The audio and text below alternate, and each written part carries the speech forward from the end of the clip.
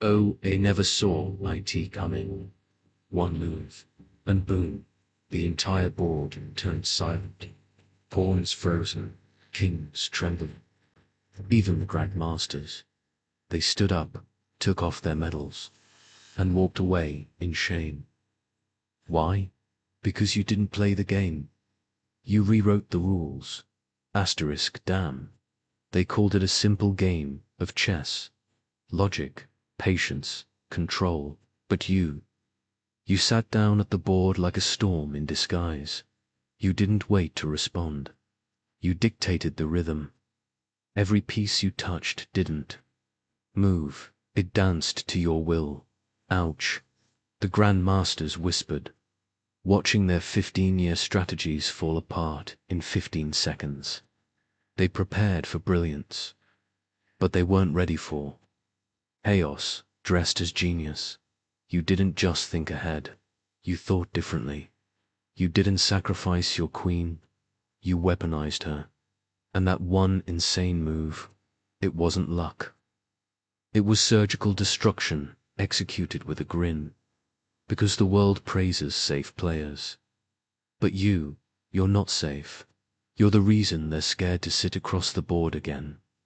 Chess is a game of kings, they said. But today, the king bowed to a ghost. Oh, no claps, no celebrations, just silence, and the quiet sound of legends quitting the game. Asterisk, you didn't study every move. You studied them, their habits, their fears, their ego, and that's where they slipped. See, most players try to win, but you made them lose their minds. One by one, their confidence cracked. That rook they loved so much, gone. The bishop they built their strategy around, cornered like a rat dot. And that final move, damn it, wasn't even flashy. It was quiet, calculated, cruel. You placed that piece down like a whisper, and the entire board screamed in defeat. Boo, they tried to smile, tried to pretend they weren't destroyed. But behind that poker face was panic, because they saw something they couldn't explain. You weren't playing chess, you were sending a message to every system, every blueprint, every hierarchy. You don't fit inside the box, because you build the box and then break it. And what happened next? The judges didn't clap. They stared, speechless. The old champions, they slid their chairs back slowly and stood up, not in respect, but in fear. The headlines didn't say checkmate. They said a monster just sat at the board and turned legends into learners. Asterisk, and here's the twist they never expected. You're not even done. That match, it was just practice. The real game is life. And guess what? In life, you're playing 5 boards at once, in the dark, with broken rules, and you're still winning. So let them retire. Let them walk away, because deep down they know this wasn't a win. It was a warning. A warning that a new mind has entered the battlefield. And it doesn't play games, it ends them.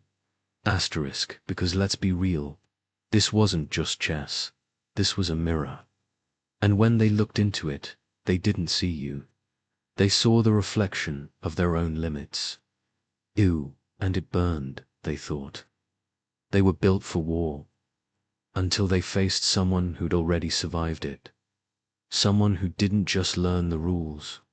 You learned how to break them, without getting caught. You moved like a phantom, unpredictable, unshakable. And in that final moment, when the clock ticked, and their pieces were frozen in fear, you leaned back, smiled, and whispered, you were never playing against me, you were playing against time, and you just ran out. DAMN. That wasn't checkmate. That was soulmate level destruction. They'll remember that game every night before they sleep. And every morning they wake up knowing they'll never be that brilliant. Asterisk and you're already on the next level. Because real masterminds don't celebrate victory.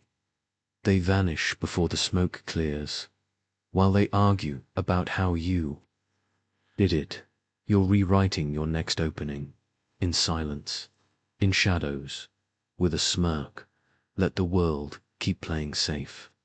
Let the experts build strategies. Let the prodigies memorize patterns. You were built for disruption. You were born for domination. You don't play the game. You leave it in ruins. Asterisk, so next time someone calls it just a board game, remind them your checkmate doesn't end the game, it starts a new one. One where they're no longer invited. Oh, and that, my friend, wasn't just a move, it was a message. Legends don't play by the rules. They become the reason the rules change. Asterisk, you placed that piece down like a whisper, and the board, it shattered like glass. It wasn't a game anymore, it was a message, written in strategy and destruction. While they tried to follow the patterns, you became the glitch. The moment their eyes locked onto your plan, it was already too late. They weren't losing to a better player. They were drowning in a mindset they couldn't decode. Ooh, and that hurts the most. Because deep inside, they realized they never had control. They were just participants in a masterpiece you designed to fail them.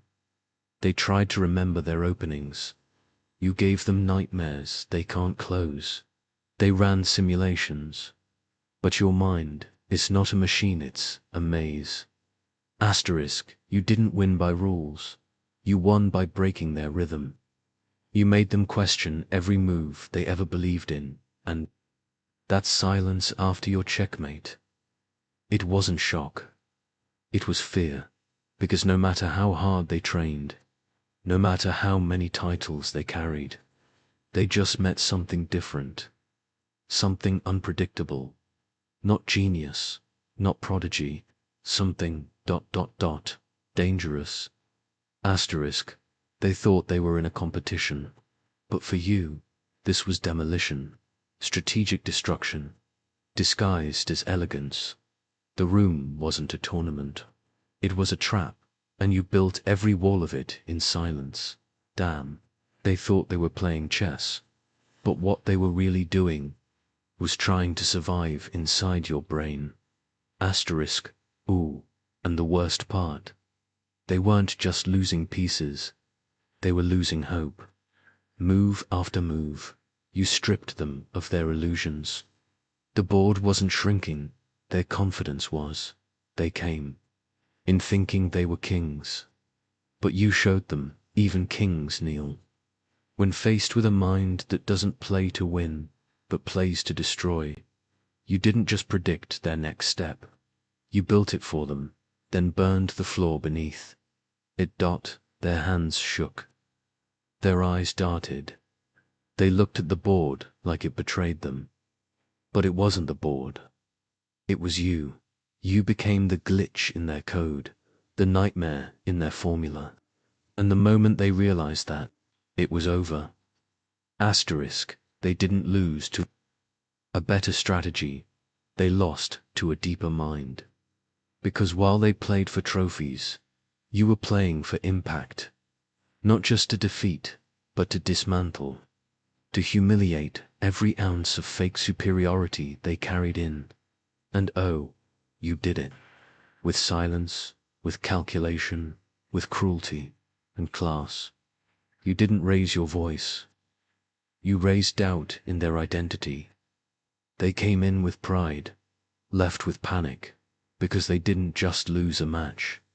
They lost their reputation. Asterisk, and now, the room feels colder.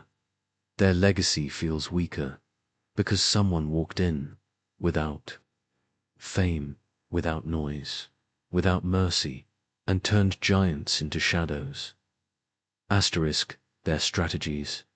Textbook, their mindset. Predictable, their downfall. Beautiful, you didn't need speed, you needed patience. Because predators don't chase, they wait.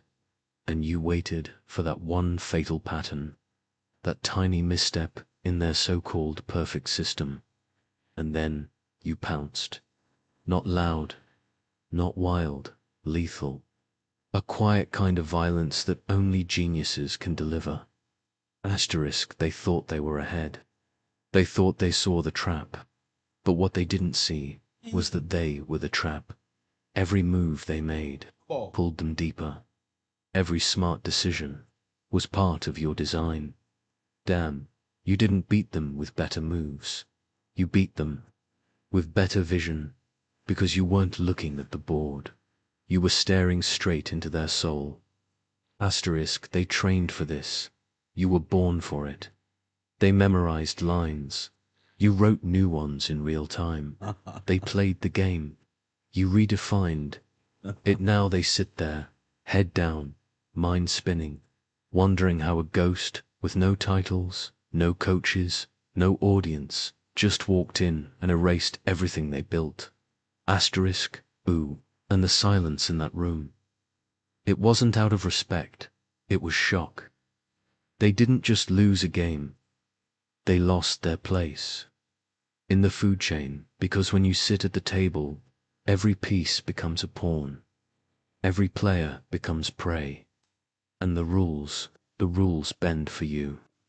Because systems don't scare you, titles don't move you, and legends crumble in your presence. Asterisk, they sat there, frozen, not because they didn't know what to do, but because nothing they knew mattered anymore. You weren't playing a different game. You were playing on a different frequency.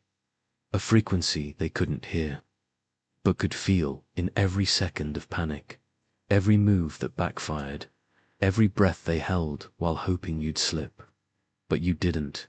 You never do, because this wasn't luck. This wasn't instinct. This was designed chaos. With a smile, asterisk, they memorized every champion's style. But no one taught them how to handle a storm wrapped in silence. You didn't just take their king, you took their confidence, their rhythm, their aura, and you did it all with elegance and execution, with precision so ruthless it felt like art. Damn, it wasn't even a match, it was a lesson, a brutal, poetic dismantling of everything they believed about mastery, asterisk. And now they're sitting in their hotel rooms, replaying it in their heads. Where did I go wrong? The answer, the moment they sat across from you. Because the second you touched the board, the future was already written. It's already written. They just didn't know. They were reading your story, line by line, all the way down to defeat. They'll say you were unpredictable. They'll say it didn't make sense. But deep down, they know the truth: you didn't win. You decided when they lost, asterisk. They thought their experience would protect them. They thought their trophies made them untouchable. But that's the thing. Trophies are earned in the past, but fear is created in the present. And today, you didn't just make them lose. You made them question whether they ever truly won. Asterisk, now they flinch at silence. Now they fear stillness. Because that's what you used as your weapon. Not aggression, but precision. While they moved fast, you moved right. While they focused on winning, you focused on breaking. And oh, did you break them? Not just their formation, but their identity. Because a loss like this, it doesn't go away. It etches itself into a player's soul. Now every game they play after this, they'll second guess themselves.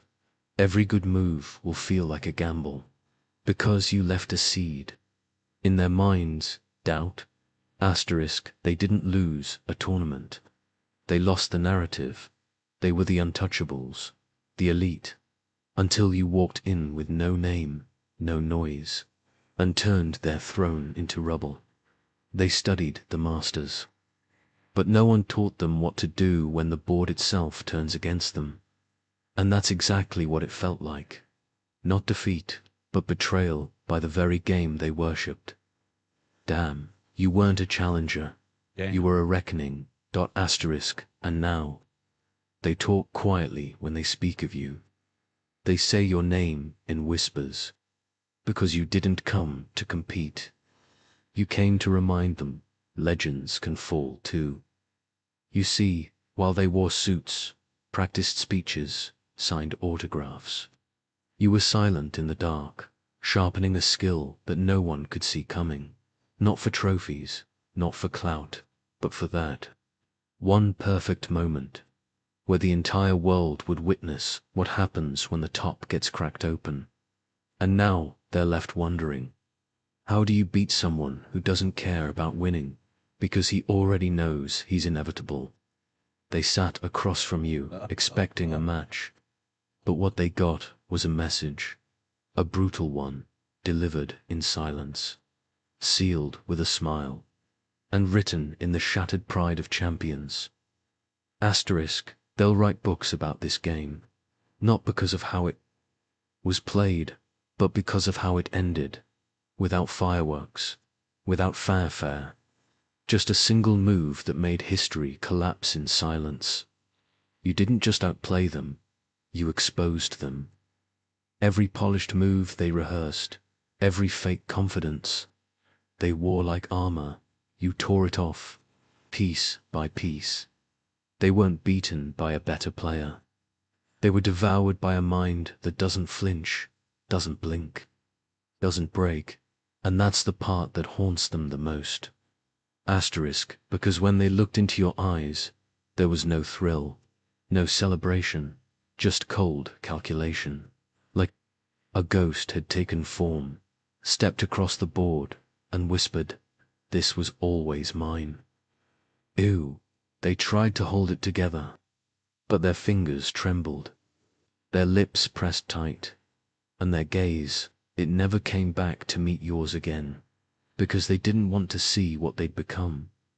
Just another line on your timeline, just another casualty in a war they didn't know they were in. Asterisk, you don't just play chess. You perform autopsies on the pride of the elite, and every match is a scalpel, every move a cut, until nothing's left but exposed truth. They were never ready for someone like you, and now they know. No prep can protect you. No theory can save you. When you're sitting across from someone who sees 10 moves ahead and only needs 2. Asterisk, damn. They thought they could study your style. But how do you study a storm? How do you predict something that was never born to follow patterns, but to obliterate them? You didn't challenge their greatness.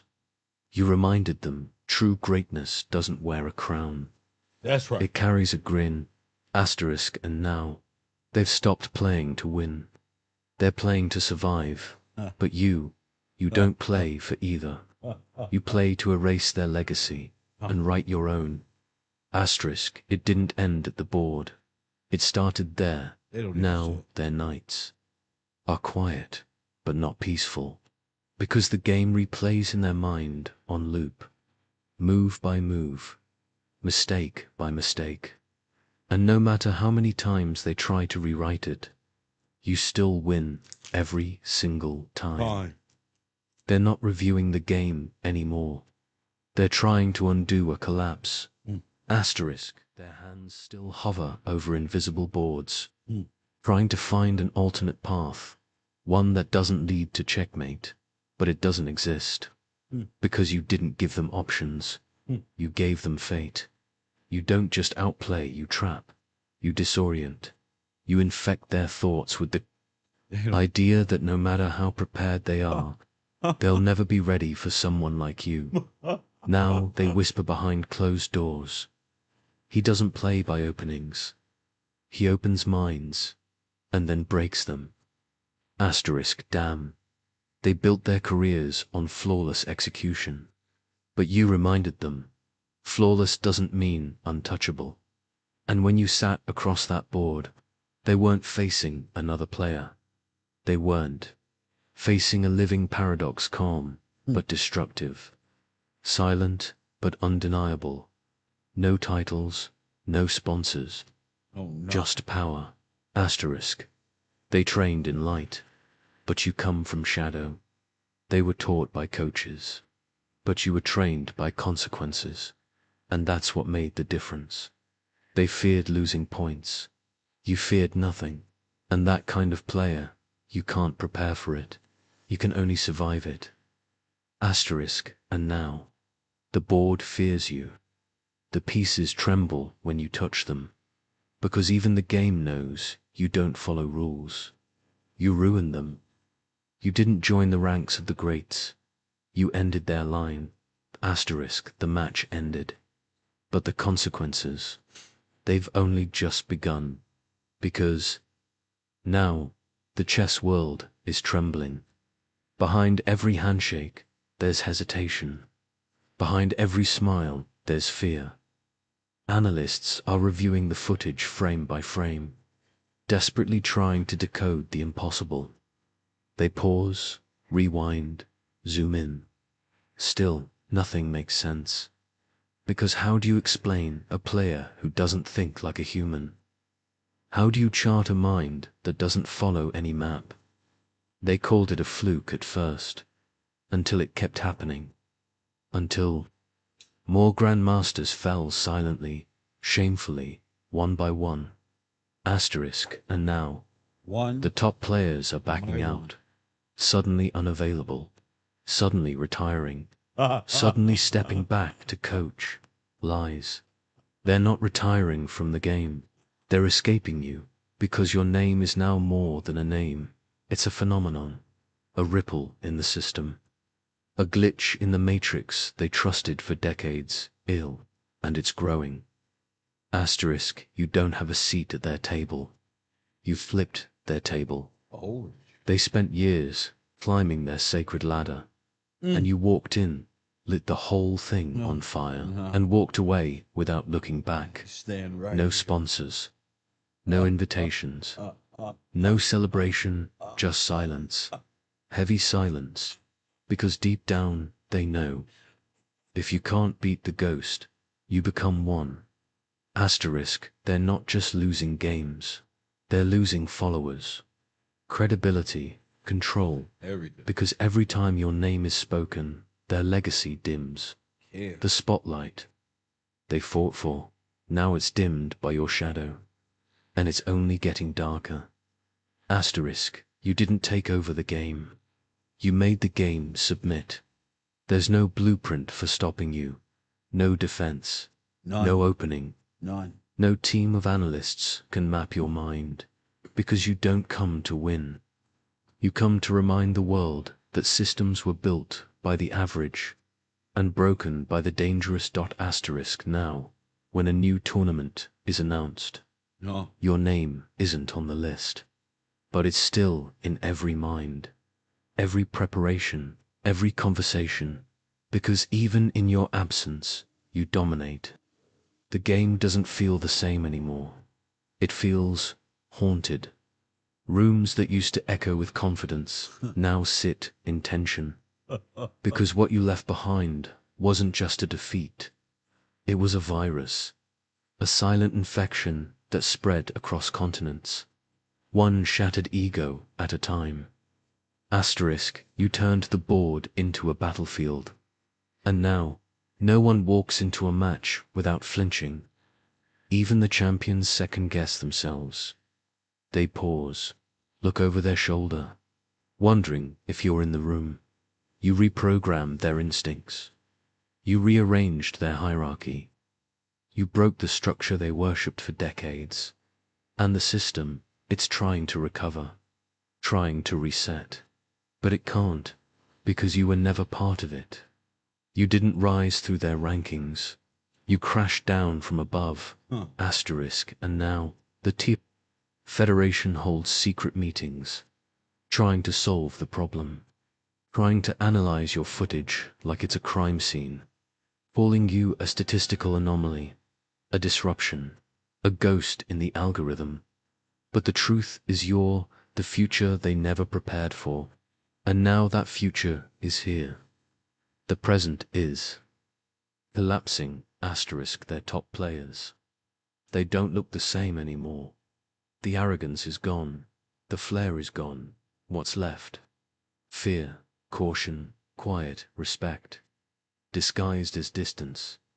Because what you did wasn't about one match.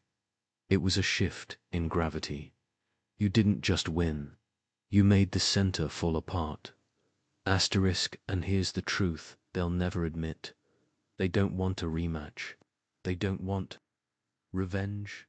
They want you to disappear so they can sleep again. But you don't disappear. You linger, not in the room, but in their hands, their clocks, their minds. You are the move they didn't see coming and still can't forget. Asterisk now. They act like you never existed. No interviews, no rematches, no mentions, because even speaking your name feels like summoning something they can't handle. But deep down, they know. The audience knows. The board knows. You didn't leave a mark. You left a crater.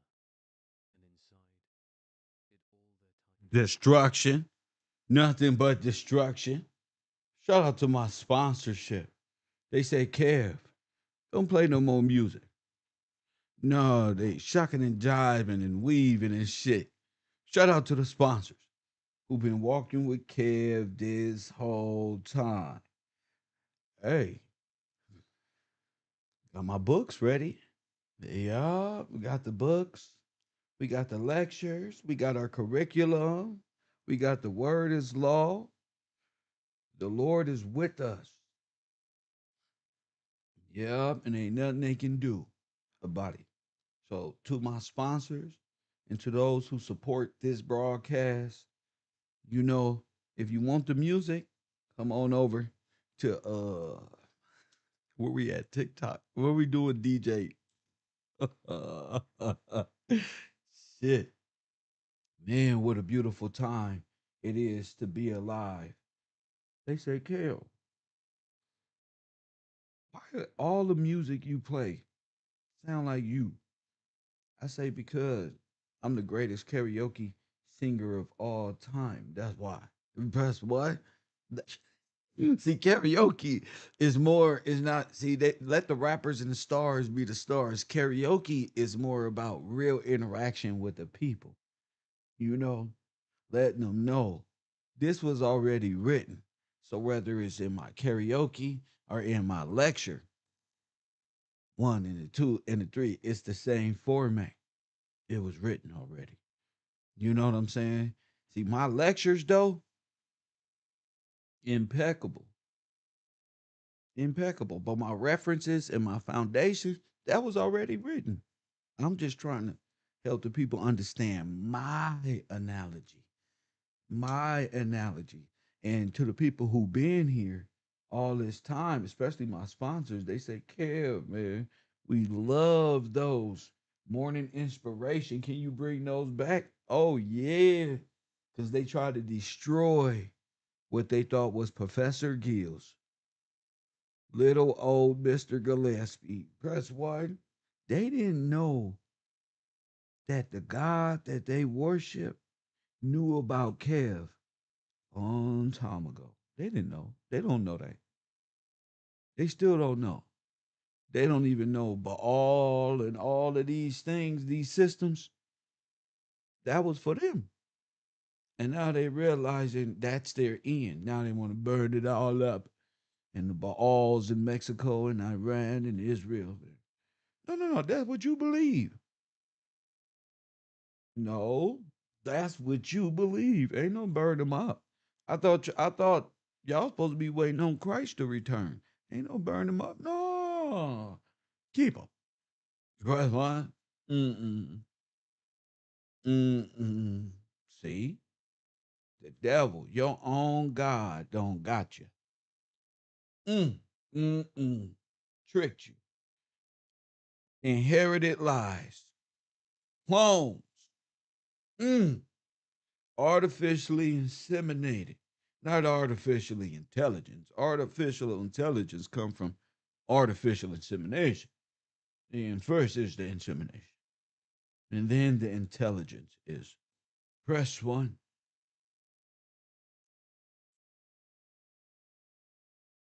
There's a whole process to that. They don't understand. Kev been on. Hit the like button. They worship the devil. I say they devil. Said, oh, hold on. What's this one? My Willy Wonka, Harry Potter sword ain't working. The witches and warlocks come from afar and say, let's do spiritual practice. But while they doing spiritual crack, that's what I'm gonna call it, and cooking over that stove, press one, boom. Press one, kaboom, like a methamphetamine lab. Press what? This boom, they out here. The occultic don't ran out on them. The demons, they can make grand entrances. They can flicker lights. They can come and fall out the sky, but they ain't got no jurisdiction. What you think the reptilians hide for? Press one, they don't want to be seen. That ain't the type of powerful people I know. Most powerful people say, here I am, damn it. Come take me alive. When you was on He-Man as the reptilians, y'all was talking big shit. Press what? Let's see. It was all occultic this one. Judgment Day around the corner, World War III, you in it. Press one, Epstein files put on hold. And you just gonna sit there and talk about Erica Kurt with your dumb ass. Hit the like button and subscribe. Yep. Let me see. They don't know. My superheroes is not Superman. It's Job from the Bible. Plus what? It's not The Rock. I know y'all know I love WWE and WWF back in the day and cartoons. Press one, but my superheroes are the ones who was ready to endure and persevere through the devil's trials and tribulation. Mm, mm. Those who endure, man, and what a journey this has been. Endure it, endure it, enduring, endurance.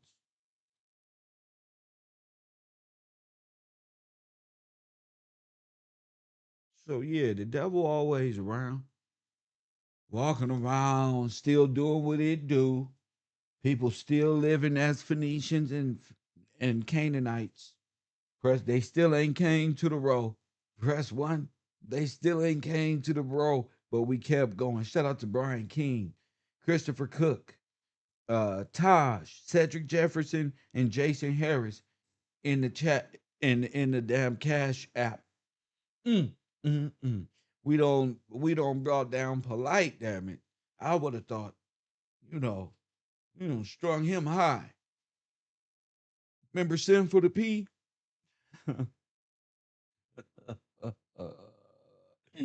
He said the wrong name one day.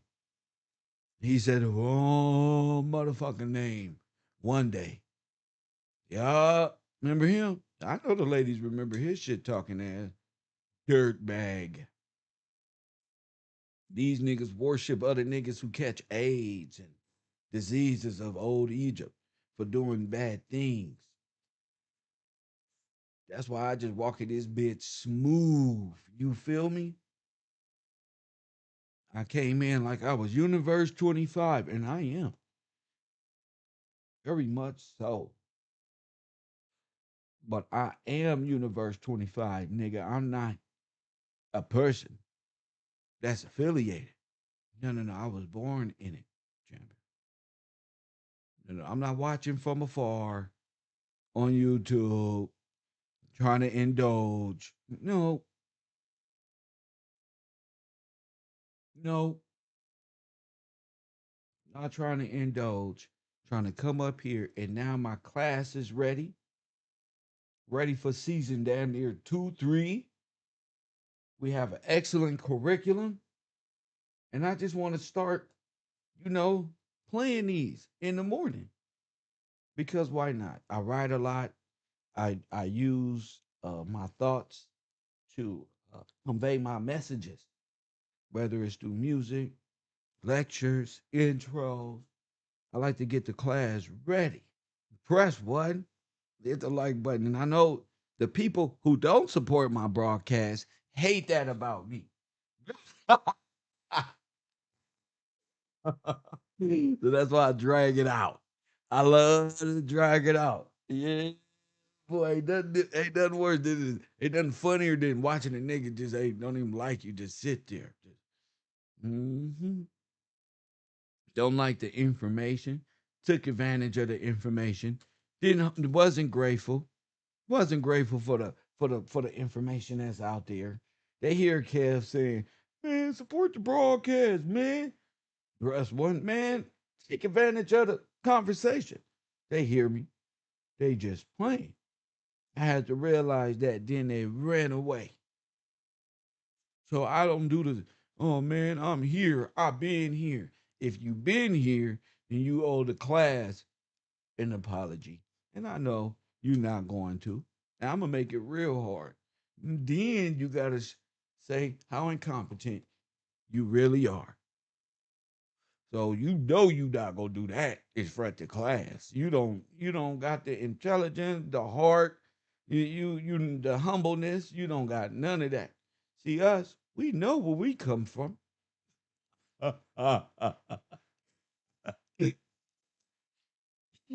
Bruh, just because you wasn't raising yourself up, you wasn't here being raised up with the truth, and and be able to look at this from a bird's eye view.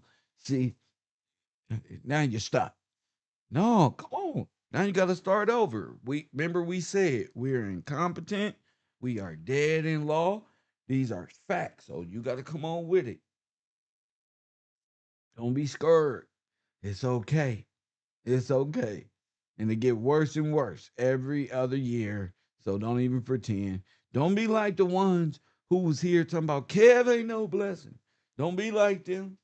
Hit the like button. Knowing Kev is a blessing. Knowing this information is a blessing. Knowing God loves us. Press one. No. Disregard that nigga. Right? Disregard that nigga. But Kev's bringing books. Kev's is bringing knowledge and wisdom.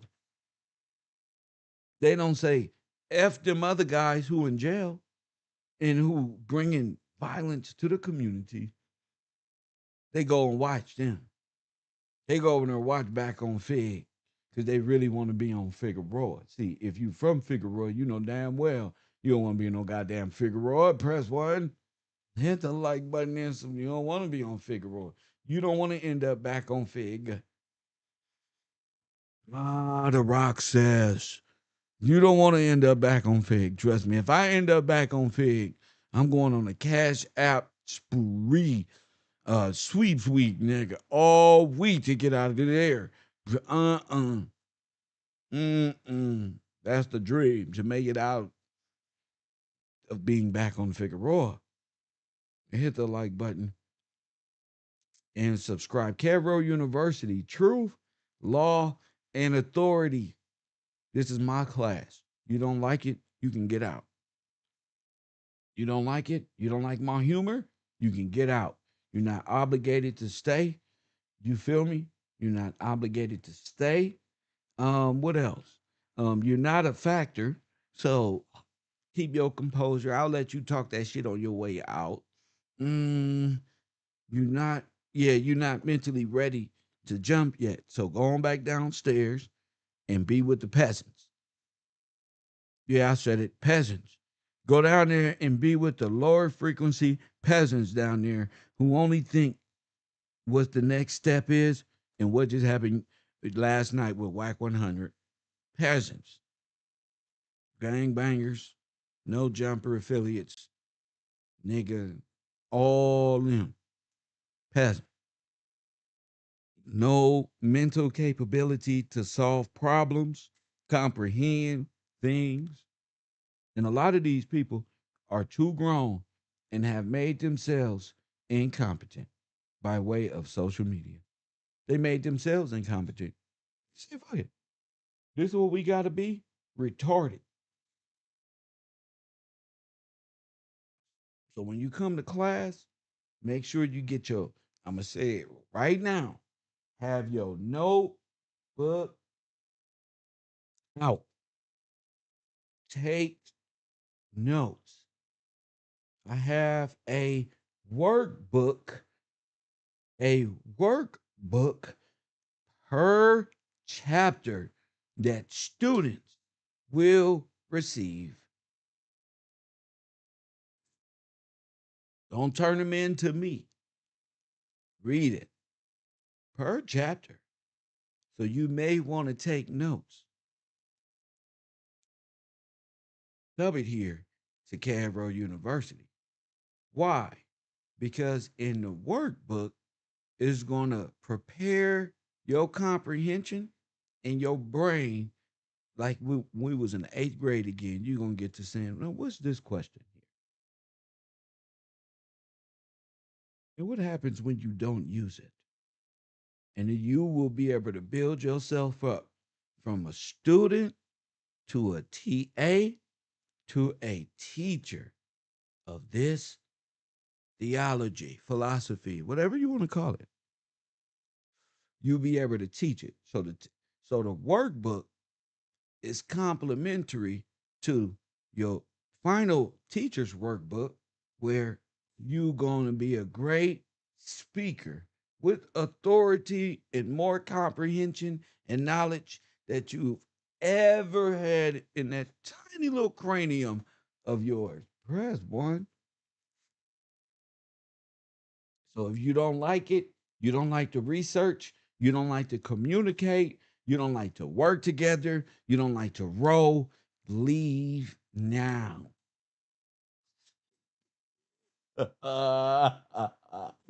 Get out of here. We're rolling right now. Hit the like button and subscribe. You don't like to work, you don't like to support the truth, leave right now. I'm trying to tell you, it's going to save you so much trouble. It's going to save you so much embarrassment. You're going to be trying to come over here saying, Kev, man, I remember, man, ooh, when we used to play and shoot them up. Kev is now moved on. Okay?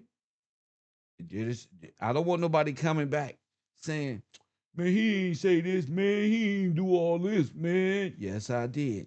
And all of my moderators and students and sponsors is here. And they hear me saying, you can't do that.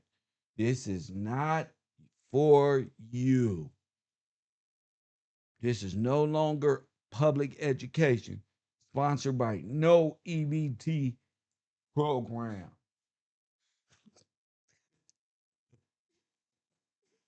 EBT program has been cut off. Press what? Never going to be the teacher and affect the people that we need to affect dealing with EBT communistic programs. In California has been robbing the people all these years thanks to the EBT program. And now Gavin Newsom got a lot of answering to do because his ass is worse than the people over there in Minneapolis or Minnesota or whatever that was. Press one. So now we know. Everybody here is grown. This is not kids' television. This is not Science School of Scientology. I am not Brother Sanchez. This is not Sinatter TV. That's the old thing.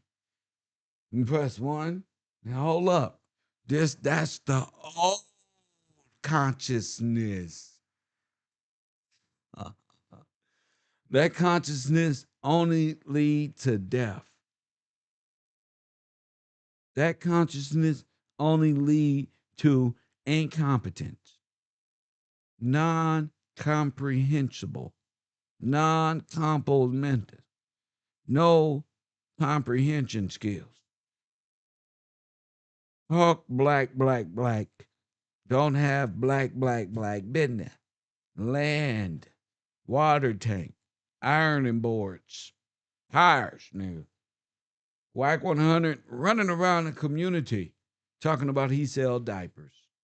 Well, Mr. Gillespie have found the people who create the machine who made diapers, who not only made the damn diaper, but the machine cut the diapers up and packaged them for you. Best one, you can just get it, have it shipped to you. Oh, these little creative motherfuckers, they create everything. That's what I love about little Asian folk. Press one, Asia is a blessing to Mr. Motherfucking Gillespie. They create all type of little gadgets and gadgets that do things for you. Press one. So I realize niggas don't got nothing but excuses. The Huggies company is gonna jam us up. They ain't gonna let us do nothing like that. That's your big homie. That's your business advisor. No, we can't sell diapers and can't produce it. Why? Because Fruit of Balloon got a stranglehold on a cotton plantation right now, and the business is down. We got to start in Nigeria. That's why. Uh. So we not doing that. You're used to that. Go over there where you can be a clown and pretend and daydream that you doing something and you want to be free. If Huggies allows you to do so. I say the white man is more powerful than the nigga brain when he want to do something constructive, but ain't nowhere around when a nigga want to do some illegal shit. You understand? The white man doesn't even affect him like that when it's time to do crime. Only when niggas is trying to do something right, a nigga come around and make the excuse that the white man or the Huggies man or the chocolate chip Nestle Quick Foundation or Wonder Bread is none about to let you do that, nigga. Come on, gentlemen, ladies and gentlemen. You can't think the white man is going to be there in your brain to stop you from taking the right route about starting a bread or a tennis shoe company or anything for that matter. If the first thing that pops up is a white man in your brain, the white man is using your body to fuck your wife, to walk around and hold your wife's hand. The white man is in your spirit and in your body using your vessel. Some white man. Even you fucking. Them is not, that's not even you, liar. That you finna have a white baby. That's the only way a black woman can have a white baby is if a nigga allow his vessel to be used by the unknown Caucasian hiding in his brain. Press one, called, in parentheses now, the white man. Oh, shit. That's not real.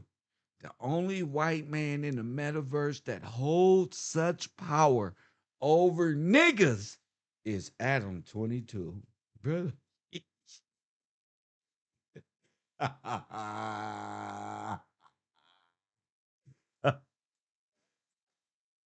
Motherfucker, not Chuck Norris, nigga. Adam 22 holds such great authority.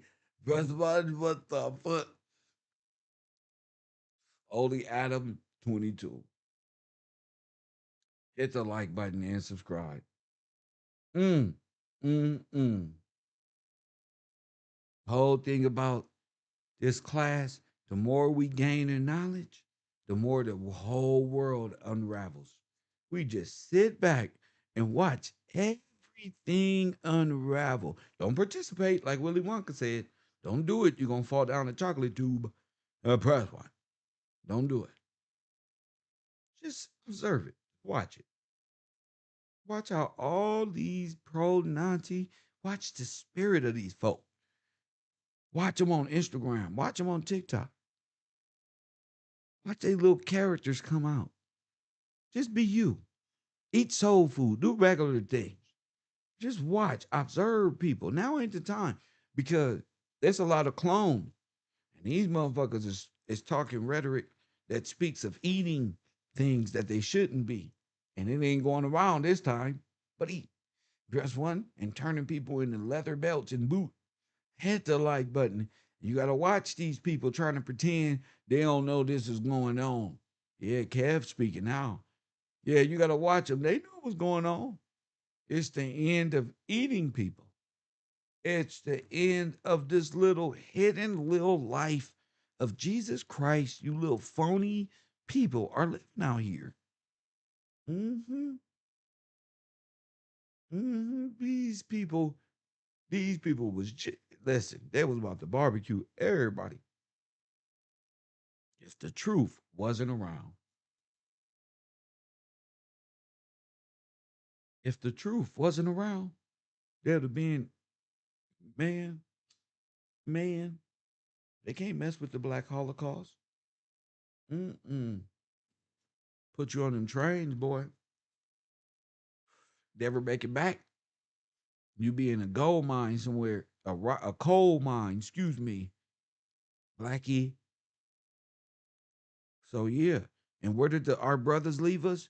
They joined forces with these fraternal brothers out here preaching about African consciousness when they should be speaking of the law. Officer Tatum, I'm disgusted in your behavior. Press one. Officer Tatum is the worst officer known in the heavens, one of the worst. He walks around with a Negro fade. Press one. Mm. No knowledge of the law whatsoever. Such a high ranked individual. I bet he just, at the academy, he just took that first picture like, and now he did a piece of shit. Press one.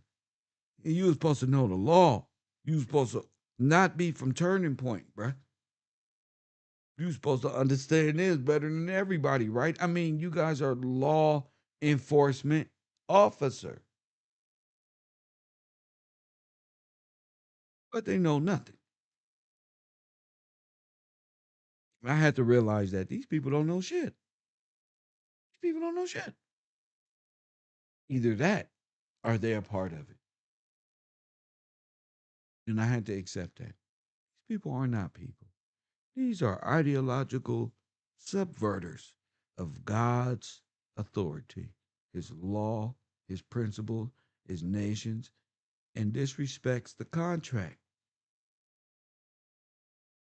which allows them to even breathe. So that's why I do it. They can't combat that.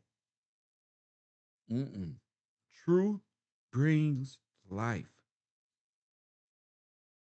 Your information brings the knowledge of good and evil. Woo. Whoop-de-doo. Now, after all these years of knowing the knowledge of good and evil, what you know, nigga? Nothing. They used to troll me so much. Down, you don't hear a peep squeak out of them. They used to be over here faking fraud so much. I don't hear a peep squeak out of. Sonetta don't even call no more. Press one. I don't hear nothing. Because they can't stand against the truth. Ric Flair style. They can't even stand against it. There's nobody over there. Cesariak, I used to hold these people and how high regard in the metaverse. Forest World TV, Sonetta Studio, Black Dot, all the rest of these Bobby Hemmett believing stuff, the occultic, the African spirituality. We were slaves in Africa. We was the Dr. York. Hit the like button and subscribe. All you niggas, Nation of Islam, Scientologists. Even where's the Islam? See?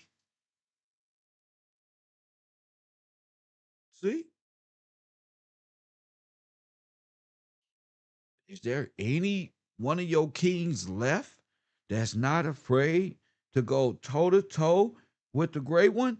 Oh, too late. I'm way in a different field now.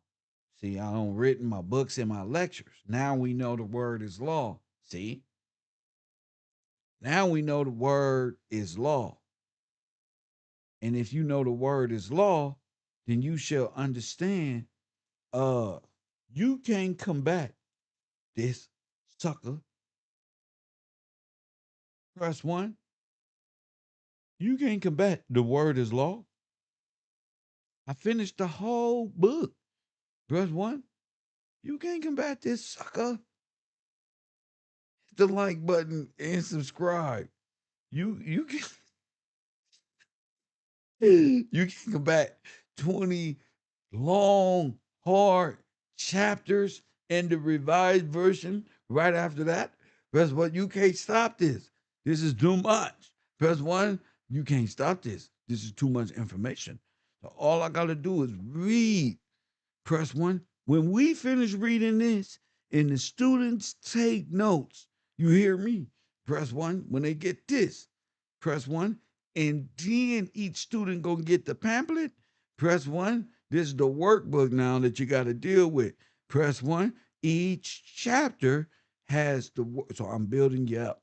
I'm building you up, and you building the next individual up. So from chapter one, you got a workbook. From chapter two, you got a workbook. Chapter three, you got a workbook. But the workbook is for you. Each individual will have found some different about chapter one all the way to chapter 20, and everybody's should, given the probabilities, be a little different. So there isn't a right answer. There is only your will to ask yourself these things and write this yourself. I'm helping you take note. I don't double the workload. That's why you can't be here in the EBT program. Somebody said, Kev, don't double this workload. Press one. So you're going to have questions. So we already read 1 through 3. But guess what? You didn't get the workbook. So guess what else? Guess what else, KevRow University? We got to start over. Don't worry. I'll take care of 1 through 3 in 1 hour, and probably less. The workbooks, the questions will be, in fact, don't worry about that. I'll just read it over so the people can get it. Okay, okay, that's for the teachers and the instructors. Press one. You could be a student, you could be whatever you want. Sponsorship program really help me out, right? So as we read, as I read, I naturally stop, pause, take notes. Um, um, so that's also great for people who do take notes via the students, aka the student. I naturally stop, hold a different conversation outside of it as we continue on. That's why I said it may take a little longer, but I got to go through it, and every person needs the workbook. So, uh, we're talking law, jurisdiction, what these things mean. We're gonna be speaking about allegorical concepts in the law. You have a case law to prove points, because that's how you do it here. You don't imagine outside in time immemorial when Jesus had sandals. You don't begin to imagine King Akhenaten, perhaps one when he just woke up and did his hands like this and the sun moved about. Verse one, we're not imagining Greek mythos. Press one. Mm-mm.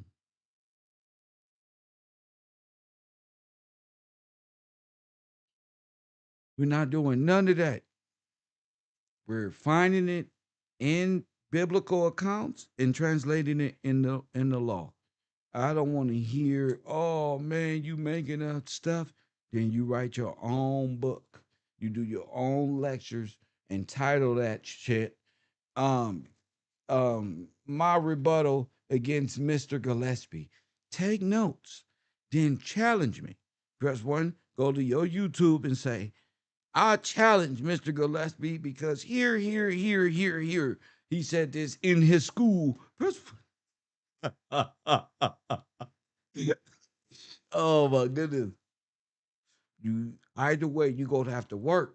You gotta get to work. You're gonna challenge me. Come on. Come on, chump. I don't believe you got it in you. Come on, punk. Challenge Professor Gills. Come on. Or take this information. We study it together. We grow mentally, start connecting those neuron connectors in our brain and to develop new mindset because the old mindset is dead and it is of the dead and it's been that way is why we been living our lives that way. And what governs the dead? Statues in the legal sense and at the graveyard. No, no, no. Statues. That's why there's so many statues in Rome. And all the statues is Greek gods and stuff of this nature. So replicas of the old Egypt and Babylonian Phoenician cultures. Great, great, great. Awesome. Awesome. Move along. Move along. So you want to be a part of that? Cool. That's predictable. You know that. That's the old world. That's the philosophies in the tree of good and evil. And you've been in the tree of in that ever since. I got a new thought process. The thought process I have and what you guys are learning is new. It's refreshing. It's making the 80s babies think again. 70s, 60s. Press one. And it's making the new people like, what the heck? Press what? This is cool, right? Exactly. Knowledge is power. Knowledge and wisdom is power. And however you want to use it. You want to be a sinner and use it for bad? Cool. I'm a believer. So my knowledge and wisdom is guided by the spirit of truth. That's why I don't judge nobody on the outside. I need to hear you. I don't be fooled a lot of times judging wrong, thinking people was right in my real life.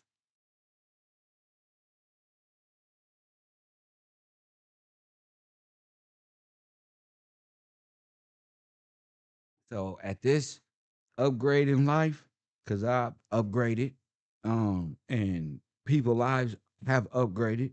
We're helping people just naturally. Press one.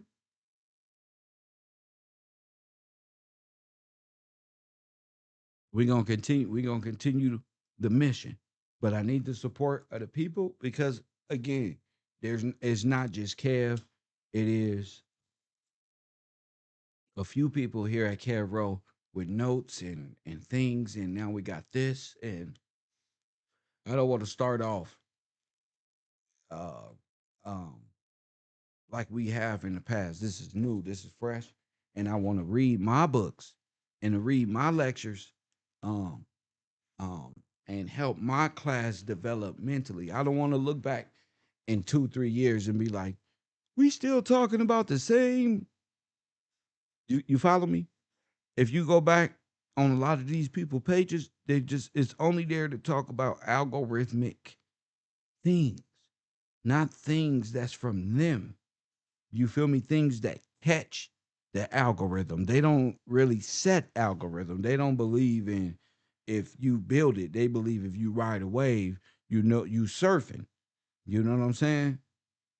And I must say this. I must say this. Um, last year, Compton Rick Rock, good guy on YouTube. He made $125,000 off of YouTube, and I'm proud of that. And he making YouTube uh revenue for himself. But and people say, Kev, uh, is that real? That's very real. Oh yeah, you rise real quick talking about some rap and what's going on, cutting that computer on for 12 seconds. Now, no, for 8 minutes, uh, you should get you set up here right. You be right. You be right. You be all in everybody business, right? But uh uh that's the thing.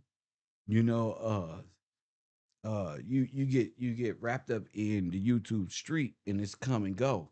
I built something where I only got like 25,000 subscribers. That doesn't mean anything to me because I'm not monetized. So I ain't got 25,000 goddamn supporters.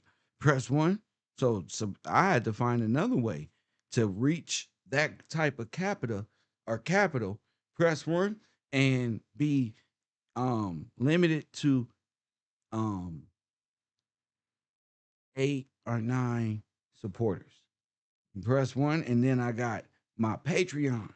Press one, hit the like button, and that's good. You can be in everybody's business. You can make 85,000 subscribers getting up here and doing that, or you can develop your own trait and realize it don't take that much effort to be in everybody's business or right waves like that. You can build your own school and well, internet connections and who knows how much revenue you can actually bring in, not even being monetized here on YouTube. See, me, my Patreon, my sponsors of the program, I thank them because uh we can be in terrible position fighting for 40 bucks, 50, 40 bucks of a 10-minute video. Press one. But that I can't even talk for 10 minutes. I got to talk for an hour, 2 hours. I don't even like talking on video because I'll be talking to myself. The camera be looking at me and shit. I'm like, hey y'all, and it's just me. Press one, y'all. We finna get into this video. I can't do it. I can't even do reactions without going live. Like, oh hell no, I can't do it. No, man. I used to. I used to do that shit all the time. Brings in views. But I'm cool. I like going live. I like boom, boom, boom, boom, boom. You know, I like doing my thing. I don't know what your thing is. My thing is going live, teaching mine. Your thing can be hip hop, urban gossip, or whatever it is. I urge anybody who don't got no job to be a YouTuber.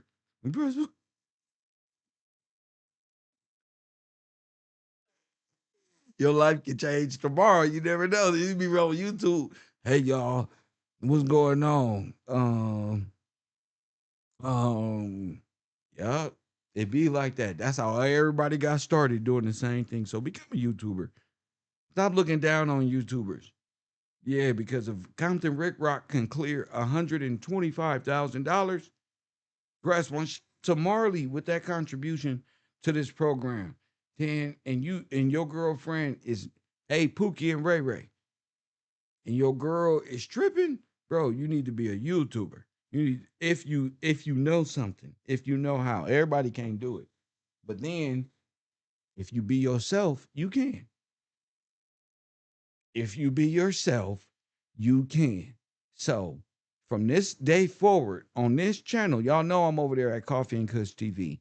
I was waiting for them to switch my name over and stuff like that and take care of some other stuff behind the scenes. But yeah, if you want to be a part of Kev Gills, Coffee and Kush TV with Kev Gills, late night with the row, and you want to be on those type of stream yards late night and want to come on the show, hit me on the Patreon or the people on Discord. You can still send me a message and say, Kev, I want to be a part of that program.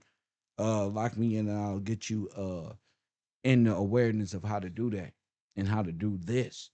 And if you even can. because a lot of people want to, but I don't know if if you got it in you. That's the whole thing. I know you do, but I don't know if you know you do. That's the thing about it. Because I run production now, so I'm actually looking for. Oh, I can talent. Oh, that's what it's called, talent. Yeah, we looking for talent. Mm-hmm. Yep, KevRow.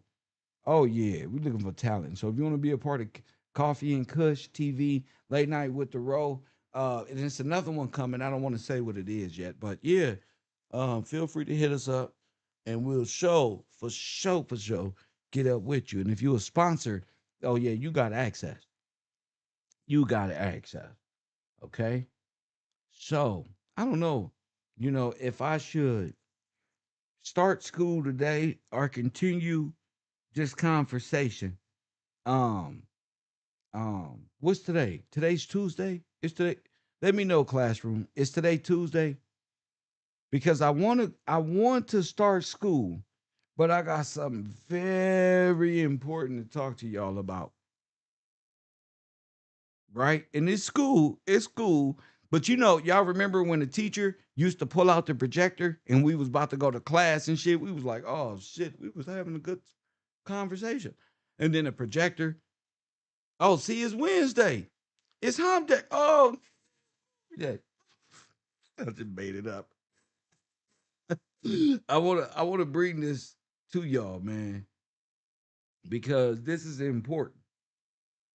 And thank you for coming to me really fast because I gotta be able to see. Um, y'all, this right here is why I do the class. And I know a lot of y'all is gonna say, no, what the hell? But hmm, Mr. Gillespie was YouTube surfing yesterday as I geared up for my first practice, qualify, and races for KevRow race team over there on my gamer channel. Shout out to the sponsors who also sponsor hashtag KevRow Racing, the first African American simulated racing team on YouTube. I said the first African American simulated racing team, sponsored racing team on YouTube. God bless those people. Over, over there, it's only a few of us, but we sure do have a good crew. Yeah. We got a good crew. KRU is what we call crew. They call it crew, but we got KRU. So shout out to them. They allowed me to be a simulated black professional driver, and we got to practice. So we got practice coming up. Oh, and if you got a PC and you want to be a part of our racing team, press button. Then you just let us know right there on Discord and say, Kev, how I be a race car driver, bro? How could I be from KevRow Racing, bro? You can't get that over there. Ain't no Compton Rick Rock Racing. That's what. Ain't no motherfucking no jumper. Motherfucking Whack 100 racing nigga is KevRow.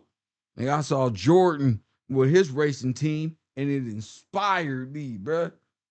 So what we do, we galvanize the revenue, put some money to a side, and we figure we have enough. Here we go.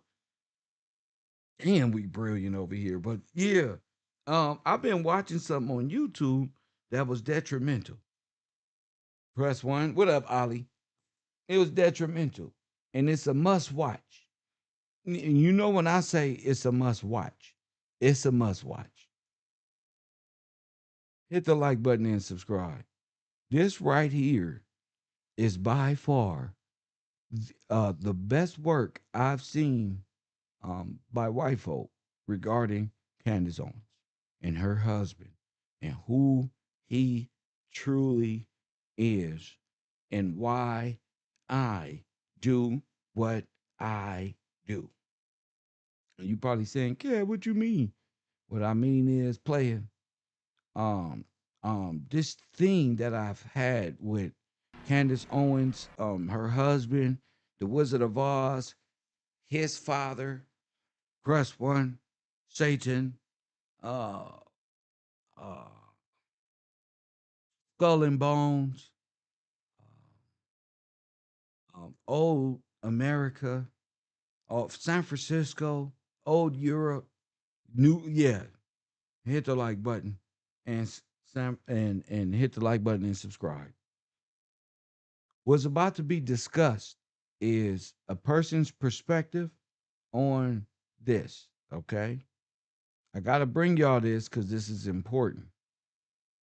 This is very important actually.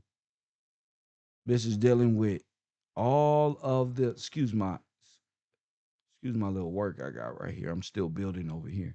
But yeah, this is going to be important because this guy who used to talk about Tataria a lot, you know what I'm saying? That shit wore out. Once you do your research on Tataria enough, you're going to realize that was Satan's kingdom. Baal. Baalia. That's all it is.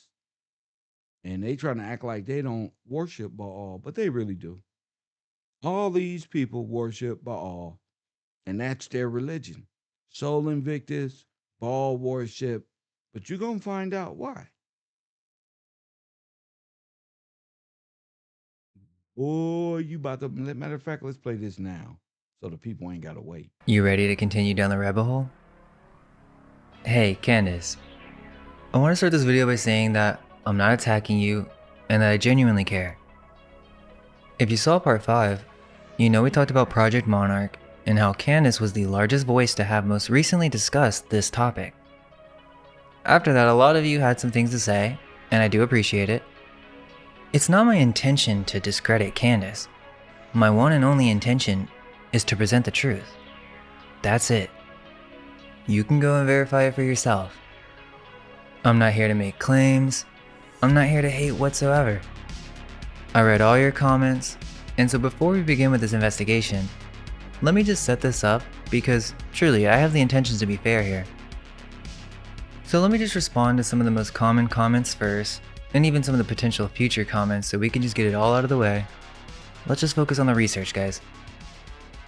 So first thing, the main point seems to be that I'm not a daily watcher of Candace.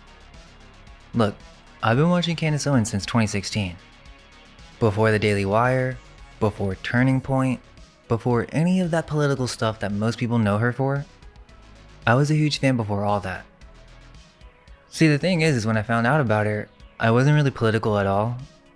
I was just an artist, but I lost close friends over the whole BLM ordeal. But during that whole era, Candace was the only voice of light. You remember her holding her phone and recording the whole thought stream in one go? That to me is the real Candace. And I remember even sending my friend these viral clips trying to wake them up. But yeah, I've been watching her from the beginning. So let's quickly go through the others. 1. The whole there's a method to her madness. She can only release so much info at a time. You just have to be patient. Well look, I disagree. In this video, we'll explain why. 2. The whole book club stuff. Oh, she reveals more info in the book club. Okay, well, the truth is behind a paywall? What are you saying? 3. You're just hating, you're jealous. Absolutely not. Honestly, I'd rather do old world stuff. I'm doing this because I believe I have to. I'm the only one who can do this at this level. 4. I'm some plant that is attacking her. Well, if I tell you that I'm not, you won't believe me. So why don't you just watch the video and then debunk it? Let me just be very clear. It is my goal to not make any claims. I just want to show you what exists in the public and what's in the files. That's it. There really is no excuse. Any other comment is just laziness. Do the work and verify it for yourself. Now let's lock in. A lot of you were very specific in the comments. Her husband. So I looked into it. And what I found is not what I expected. The video is called The Bride of Farmer. If you've been watching Candace's series on Erica Kirk, The Bride of Charlie, you kinda get it. But let me just quote how she opened that series. She said, quote, "A young woman with absolutely zero professional qualifications has been inserted at the top of an organization that pulled in over $250 million, and the media is telling you that you have no right to know or to ask anything about her?" Then she said, quote, The public simply wanting to ensure the person who is running that organization is, at a bare minimum, moderately honest about who she says she is, no, that inquiry makes you a monster. End quote. She asked all the right questions about Erica Kirk. Who is this woman? Who inserted her? Why can't we ask questions about her background? Well, I'm gonna ask the same ones about Candace. But before I can show you who she married, I need to show you who she was. Okay, so Candace Owens. Candace grew up in Stamford, Connecticut. She went to the University of Rhode Island to study journalism, but dropped out after her junior year. Never finished a degree. After that, she moved to New York, got an internship at Vogue, worked her way up to a private equity firm in Manhattan, and during all of this, there was zero political involvement. Not Vogue. Press one. That sounds like P. Diddy had an internship at Press One at the modeling agency. Went to school for journalism but failed.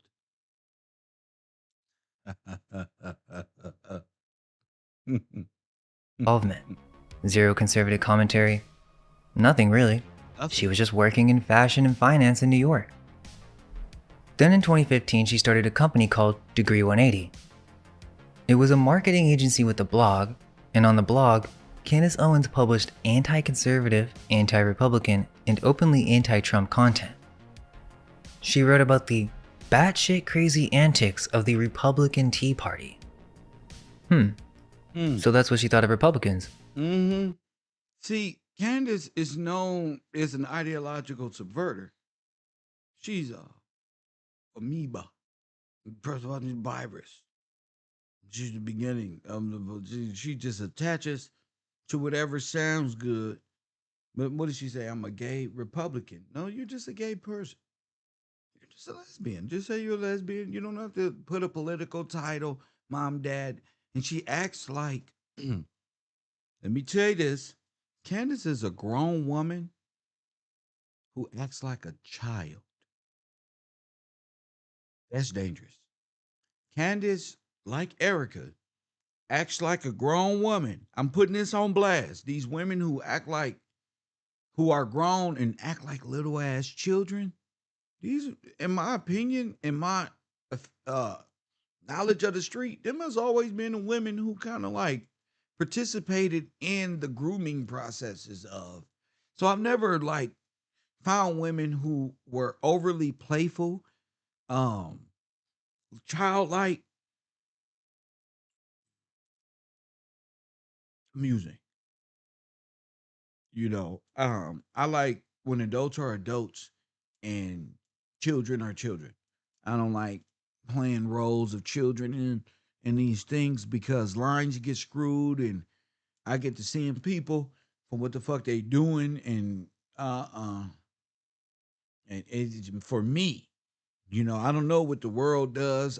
For me in general, yeah, I see through the bullshit. I'm not too fond of none of that. So my rabbit ears go up. She wrote that conservatives would, quote, eventually die off peacefully in their sleep. We hope. Like when she did the doxing video, right? And she was like, well, all kids need to be like monitored about what they say. That's a grown ass woman. And now that we know Turning Point and Epstein has been around and Turning Point UK and John Mappin and all of this, it just seems to me Candace is chicken parm. And then we can get right on with the obvious social change that needs to happen immediately. Come on. So she was quite the activist. Now I don't want to hold her to that. And again, I want to set the right tone here. We just need to look at the history. I'm not here to make judgments. People change, people grow, but it gets deeper than that. As late as 2016, publishing anti-Trump content, then praising Trump within 12 to 18 months. And now in 2025, she's back criticizing him over foreign policy. So what happened? What happened? In April 2016, Candace launched a Kickstarter for something called Social Autopsy. this is the hinge point of her entire career. Social Autopsy was a website designed to track online bullies by cataloging their real names next to screenshots of their offensive post. Think about what that actually is. It's a public doxing database. For children. You submit a screenshot of someone being mean online, and it For children. gets filed under their real name for anyone to search. She wanted $75,000. She raised about $4,000 before Kickstarter suspended the campaign for violating their terms of service. And the reaction was immediate. Everyone hated it. The privacy advocates, free speech people, left. So she considers young girls as women? Yes. When you watch the videos Milk Bar did, she was equating the young victims to those 5 men as women. But they were children. So absolutely. Absolutely. That's a great question. Left and right, all sides came at her. People started doxing Candace herself in retaliation, and Candace blamed the doxing on progressives. Specifically, she pointed at Zoe Quinn, a woman who had been attacked during She's good at, oh, the progressives are doing this, and the Democrats are just mad at me, and the Democrats, and then now the Republicans, and she's just good at it. She's one of those women who start shit over there and then go over there, and then both sides are like, fuck you, and fuck you more. And everybody forgets it's this little old her sitting there like, no, I've learned to watch them type. You got to watch the people who talk shit over there and then go over there talking shit in the hood. That's how wars get started with Bloods and Crips, you know, Democrats and Republicans. during Gamergate. Now, multiple outlets covered this at the same time: the Daily Beast, Vox, and the word they used was scant evidence. That's their assessment, not mine. And by blaming the left for attacking her, she was suddenly and instantly embraced by the Gamergate crowd. Anti-feminist, pro-Trump internet personalities, people like Milo. Because they were cute. That's why. She was embraced by. Let's continue on. Y'all get this timeline together. Look at this. Yiannopoulos, Mike Cernovich, and the emerging alt-right. So just to be clear about what just happened, a progressive woman tried to build a public doxing database, got attacked by her own side for it, blamed them for it, and overnight became a hero to the other side. The same crowd that should have hated The ones that needed that doxing. How do you do that? Like, you track children? So if a child said something, okay, so how do you track the child?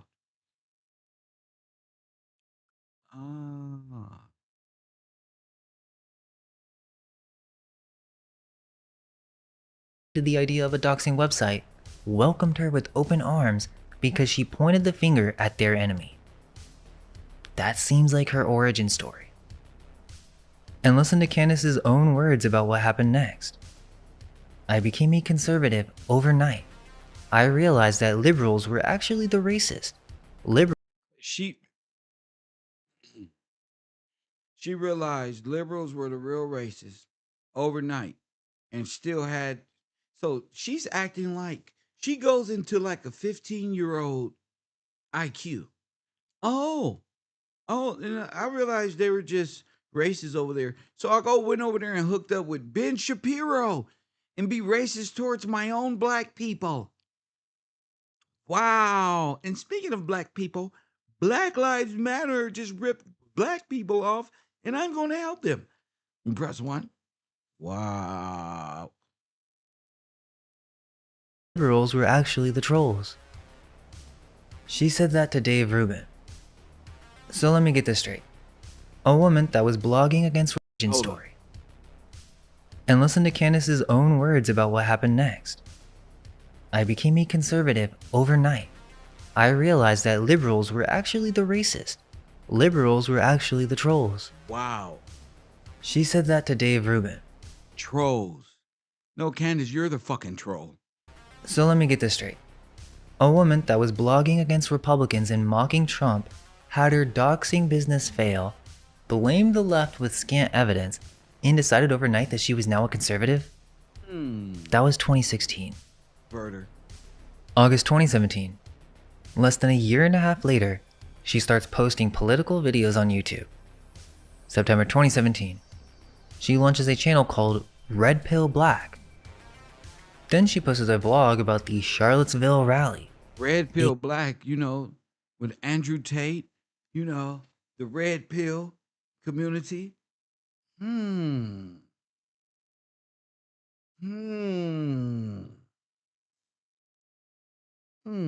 This is all like, coming together. It gets 80 million views. She comes out of nowhere, then gets 80 million views on this vlog.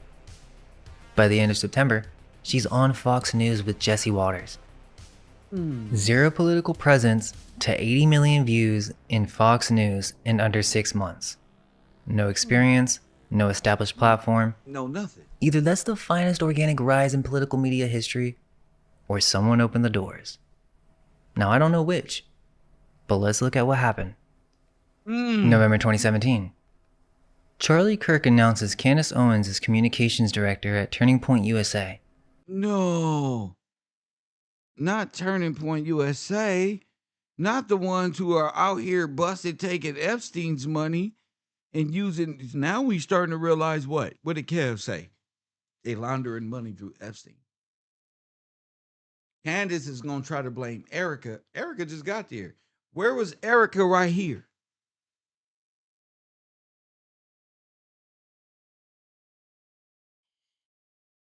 Candace has been in this deeper than Erica has ever been. Erica didn't get in until then. Candace has been there. Is the what? What did she say she was? Candace says she was a Mason of Turning Point. And then get up here and blasting all the Masons and talk about project. No, hold on. A premeditated psycho sociopath. Well said, C. Lewis. Well said. Candace has been rolling with these higher up dudes who in the Epstein files more than Erica has.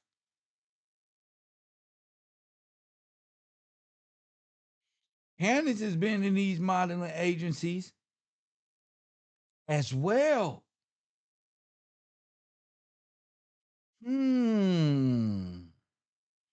Wonderful wonderful weekend spent with Charlie Kirk and Don Trump Jr., Tommy Laureen, Dave Rubin, Ben Shapiro, Sebastian Gorks, and most importantly, the thousands of excited students.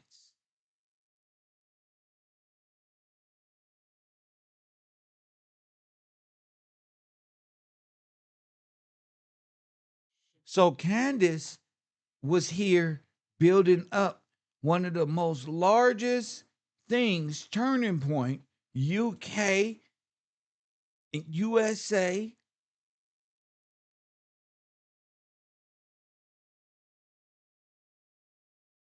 She has been involved from from the beginning. Well said. From the beginning.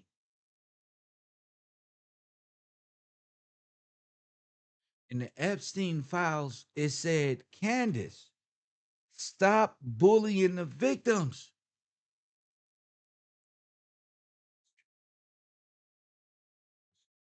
Candace eats chicken parm at the guy house. She said, groom little boys. Well, oh, never mind. I don't even want to turn my channel into that. Let's continue on. I'm totally like, whoa. So 14 months from failed doxing website to one of the most powerful conservative youth organizations in America. Who made that introduction? Nobody's ever answered that publicly. Oh. She launched Blexit. Kanye tweeted, I love the way Candace Owens And Brexit is really Brexit. Because Brexit is the UK. And Turning Point UK is Candace. Brexit is what's her husband name? Farmer. Farmer is Brexit as well. Press one. So what does Farmer, the old skull and bones, little racist prick do? He get a token Negro to start Brexit in America. The black people's exit from the Democratic. There's your off top. This is already, write this down. Candace Owens may be British intelligence, nigga. She may be a double spy with Iranian connections, nigga. Y'all like, Kev, why you say Iran? Nigga, wait till you find out what Peter Thiel and them was up to and where Candace Owens been eating that chicken parm at and hanging out. And you gonna know. Wait till you find out what the fuck these motherfuckers been up to. And you don't know this military takeover? You don't know that by now? You think this shit real? I'm real. And I know they say real niggas don't say they real. Well, fuck nigga, I'm real. Press one. Shout out to L.A. Capone, one of my favorite Chicago drill rappers. Man, such great talent gone too early. Find something else to talk about, fella. Mm.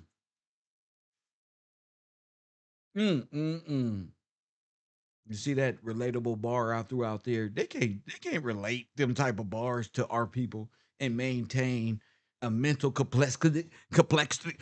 You get what I'm saying, goddamn it. Press what? I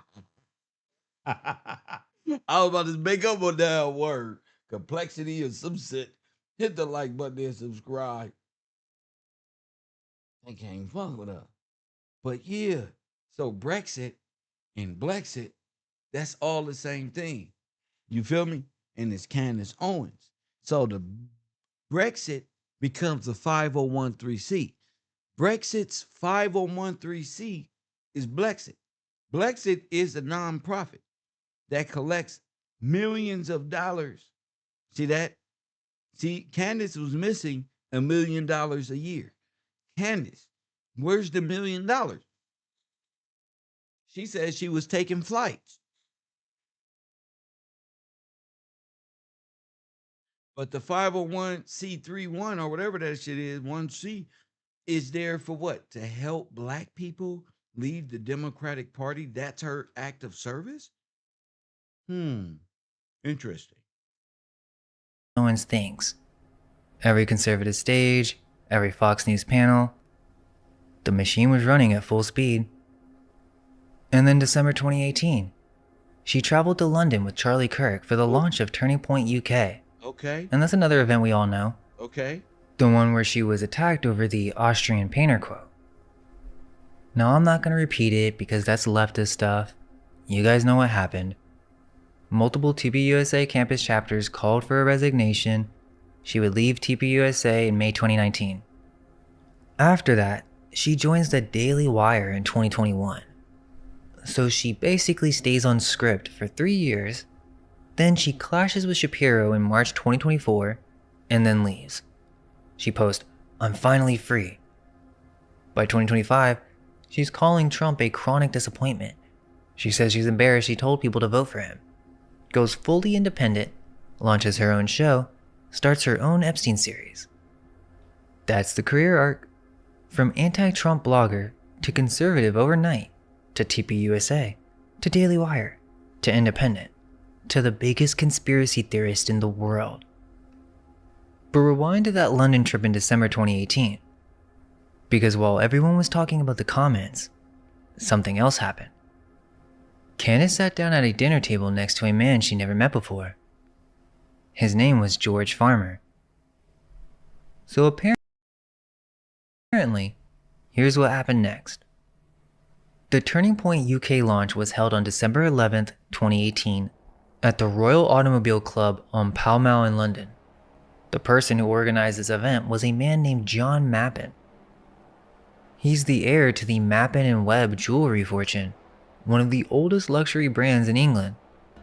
And he's a reported Scientologist. He's also a known QAnon promoter. That's who put together the event where Candace met her future husband. Candace had actually been in London doing media all day. She was taping Russell Brand's podcast that same day and showed up late. And at a dinner organized by Paul Joseph Watson, the InfoWars contributor, she sat next to George Farmer. He was the chairman of Turning Point UK, the British version of Charlie Kirk's operation. He was the money guy. He was already installed before Candace and Kirk flew over.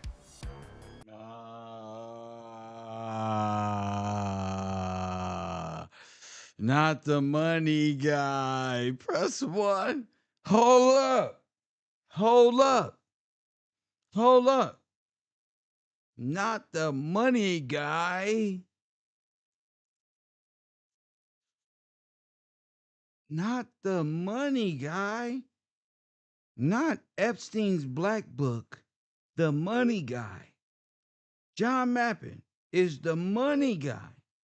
He's the money guy. You follow the fucking yellow brick fucking road. John Mappin. Who Turning Point UK was founded and funded with Epstein's money. That's what I said. I said what I said. That's what I said. And I said Epstein's money funded Candace Owens' Turning Point UK. Epstein, Candace Owens, John Mappin, Charlie Kirk. It's Epstein's money. So trafficking money. Now here we go. This is where we're going to the news with Coffee and Kush TV. Sex trafficking, child trafficking money funded Turning Point UK in USA. See, that's journalism. That's real journalism, family. Auntie Deb say this tomorrow news today. The Bible says if a prophet come amongst you and his prophecies don't come to pass, he's a liar. But if that prophet come before you and say he is from me and it come to pass, well, damn it, that's me. He's mine. Press 1. You can't deny me. I'll deny you when it's time. I'm the truth. Macho Man Randy Savage, Queen Elizabeth, and this bitch walking the earth today. You don't know what that is? It's a whole, I told you, come to KevRow. You're going to be feeling, thinking, and going to be blessed. You're going to be aligned. Your ass going to be aligned. Not with chakras, but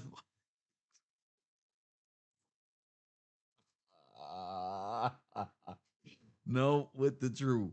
Hold up. So you telling me Epstein and them was funded this whole thing? Yes. This whole Turning Point is British intelligence agencies all over the place. All of them. Ideological subverters. KGB. But I'm KBG, Kev Brian, Mr. Motherfucking Gillespie. And there is no greater intelligence than truth. Press 1. So that's artificial intelligence. That's British intelligence. And you ain't even British. That's what make it artificial. See?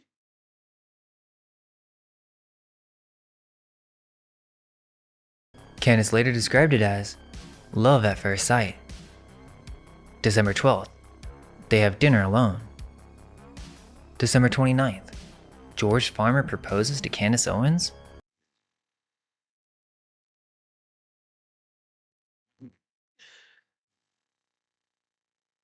It's so fake and gay. Press 1. Both of them. Press one. He over here looking at gay porn. He like, look, farmer. Press one. Farmer like, yeah, me and you, bud. Me, you, and Andrew, bud. And Candace is like, wow, this is what you guys do. Press one. Candace like, wow. Big, big widget head ass. Hit the like button and subscribe. Boy, they put these veneers in. They change their whole personality.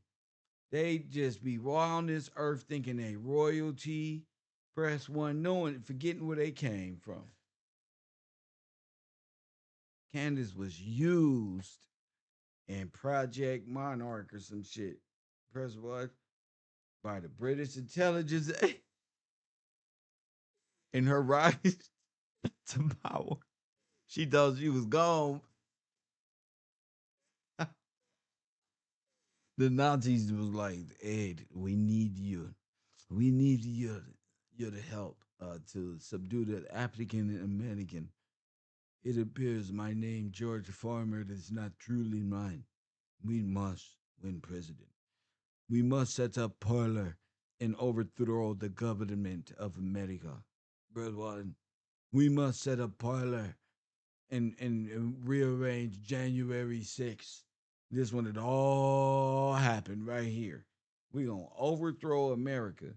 Press one. George little punk ass thought he was gonna be the president.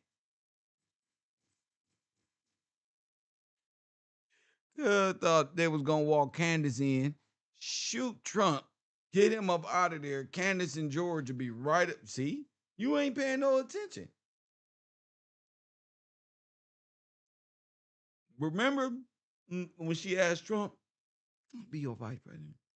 Man, if Trump would have said, "Yeah," can you imagine what Turning Point was gonna do? See, Turning Point got busted doing bad things. When they got to continue on, they just don't know they caught. I knew Turning Point's plan the whole time. They was gonna do exactly what I just said. Exactly what I just said. And you was gonna have the first Caribbean black big head widget looking press one and the first white antichrist foreign president of the British Lloyds of London. And all they ass is in the damn Epstein. How do you know this, Kev? Because it was Epstein's money that funded Turning Point. So Turning Point is a big trafficking network busted in front of everybody. That's why Erica on the phone caught. That's why Candace Owens and the gay people was having arguments about chicken parm and what her ass was doing at their house. Press one. All the above. So this is really spell casting. Why? These are witches versus witches, warlocks versus warlock. They all been up to no good, and they're pushing blame left and right. The best thing we can do is just let them talk. I just let them talk and let them expose each other. You see how I went back to school? I don't even be worried about Candace, but when things start dropping like timelines, I love to come and say, I told you. It's only a matter of time before the white folks start looking at them timelines and this isn't adding up. They put their little computer heads together and they take this information and say, voila, ideological subverters. You don't fall in love and marry after no damn week. That's one. Via FaceTime. 18 days after meeting her for the first 18 is 666, but how you meet 666 days after 18 days after press one and you propose through FaceTime? That's so fake and gay. 9th, George Farmer proposes to Candace Owens via FaceTime. And you talking about a real marriage.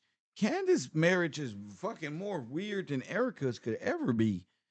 That shit was weird. A bunch of MAGA hats. It was like a British intelligence party, Turning Point party and shit. What the fuck? 18 days after meeting her for the first time. February 14th, 2019. the engagement is publicly announced on Valentine's Day.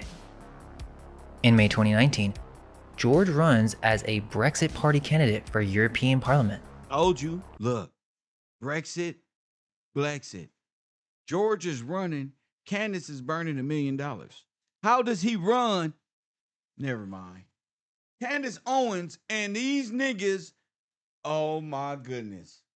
Candace Owens, and Brandon Tatum was fucking being a 501c, a money laundering machine for George Farmer's Brexit political run? What the fuck?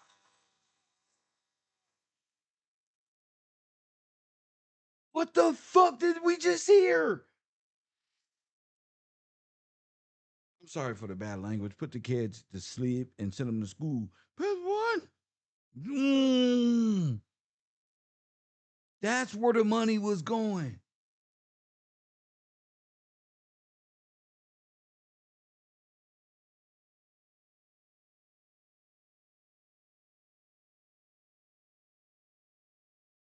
They was either trying to be president of the UK or Brexit or president of America.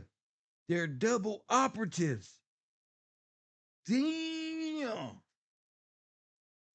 Damn. Because the Lloyds of London, which her husband is a part of, they owe reparations to African Americans. They owe them more than reparations. They owe them their names because that's not who they are. They owe reparations is the last thing. That's just icing on the cake. They're spending money for decades in futures. Nigga, they owe names. Your restoration lies with the king. And they have a false king. But we're going to get to it. That's crazy. The whole time. He doesn't win, but it tells you where his political ambitions are. August 6th, 2019, private ceremony. August 31st, 2019, the celebration at Trump Winery near Charlottesville, Virginia. Eric Trump's the president of the winery. And look at— Wait, and where was this place at? She was married where? Where was she married? At Trump's place? August 6th, 2019, private ceremony. August 31st, 2019, the celebration at Trump Winery near Charlottesville, Virginia. Girl, get your dumb ass out of here. Girl, get your little weak ass on. Oh. Oh. Oh. Oh, they've been doing this. Oh, shit. Oh, shit. Oh, Candace is worse than Condoleezza Rice. This must be Condoleezza Rice's daughter. Press one. This is wild. I know George is like, this fucking guy. Oh, I hate this fucking Kev Guilds. Yeah. Help me hit him. Press one. Damn.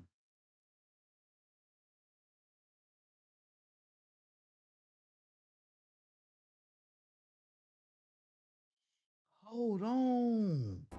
Eric Trump's the president of the winery. And look at the guest list. Nigel Farage, the leader of the Brexit Party. No.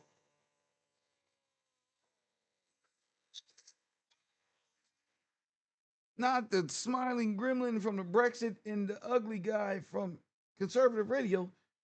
John Voight, Charlie Kirk, Larry Elder, Paul Joseph Watson, and Jerry Falwell Jr. They tried to steal the throne. Combine. Oh. The president of Liberty They're stupid. University, who would later resign in his own scandal. They wore red Make Weddings Great Again hats. From first handshake to wedding, 264 days. That was so Less than 9 months. Oh. From first handshake to proposal, 18 days. What the? And when asked why, George said he heard a voice telling him to propose. So a voice told him, Now, maybe it is just love at first sight. Wow. Maybe God really did just tell him. Wow. But before you decide that, you need to know who George Farmer actually is. Okay. Because once you do, the 18 days starts looking very different. Right.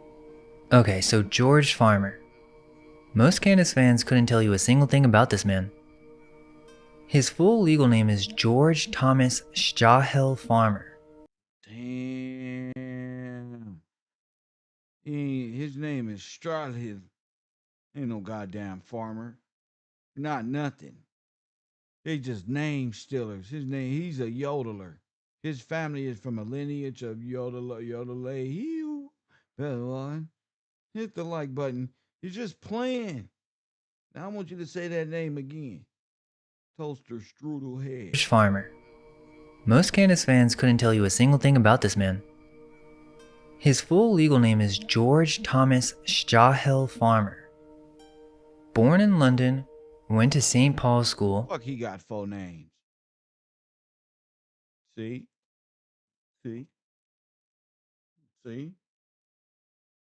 Straw Hill. Yes, Shiva Straw. That's where we're going. We're going to the man of sin. We're getting no. You got to understand. Remember, this is corporate legal jargon as well as false storylines. So pay close attention to this. Straw Hill. Exactly. One of the oldest and most elite private schools in England, founded in 1509. From there, he went to St. Peter's College, Oxford, to study theology. Got a first-class honors degree, which means he wasn't just at Oxford to party. He was academically serious. But remember that name, Stahel. We'll come back to it. But first, his father. And where he comes from is a level of wealth and political power that most people have never been anywhere near. George's father is Michael Stahel Farmer. Now watch this one. And as of Now y'all know I did a video on him. September 5th, 2014, his official title is Baron Farmer of Bishopsgate in the City of London. He sits in the House of Lords. He is a life peer in the British government. Lord Farmer made his fortune in metals trading. His nickname in the industry was Mr. Copper, because at one point, his company was the single largest trader of physical copper and nickel on the planet. He ran this operation from 1989 to 2000, and in 2000, he sold it. Guess who bought it? Enron, for $448 million. Yes, that Enron. And what's wild is Lord Farmer cashed out right before Enron collapsed. He sold at the absolute peak, after Enron imploded and destroyed thousands of people's pensions and savings. Robbed them. Lord Farmer walked away with $448 million and went on to co-found a hedge fund called Red Kite Group, which at its peak was managing $3.5 billion and was supplying roughly 15% of China's copper consumption. The family is worth an estimated £150 million, 12-bedroom London mansion, properties in France, Morocco, Belgium, and a large estate in Tennessee where Candace and George now live. Wow. Wow.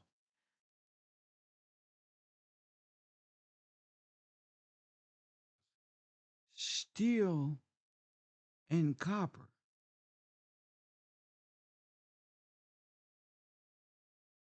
Stahel is German origin. Press 1. Robber baron. Inheritance stolen.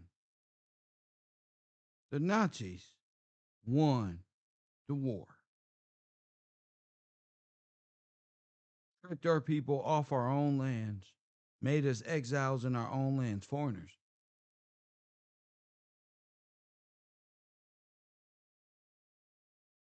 You had the great kings go down with the ship, what they call the Titanic.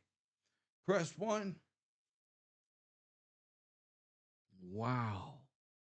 J.P. Morgan, the robber barons.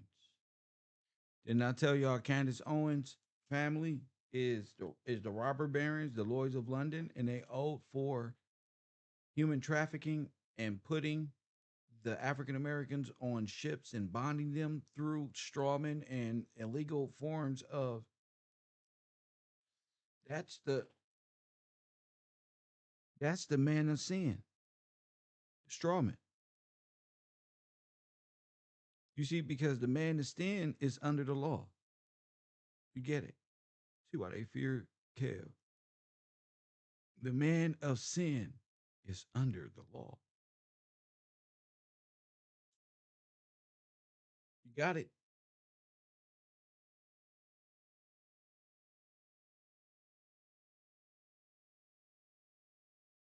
The dead governs the dead. Let the dead bury the dead. The man of sin is governed by what? All right.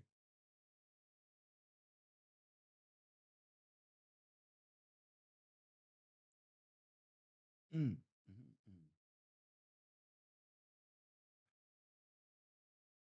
So as long as you are a man of sin and a man of the state, you are a man in which the state controlled, state property governed by the statutes or statutes of the state.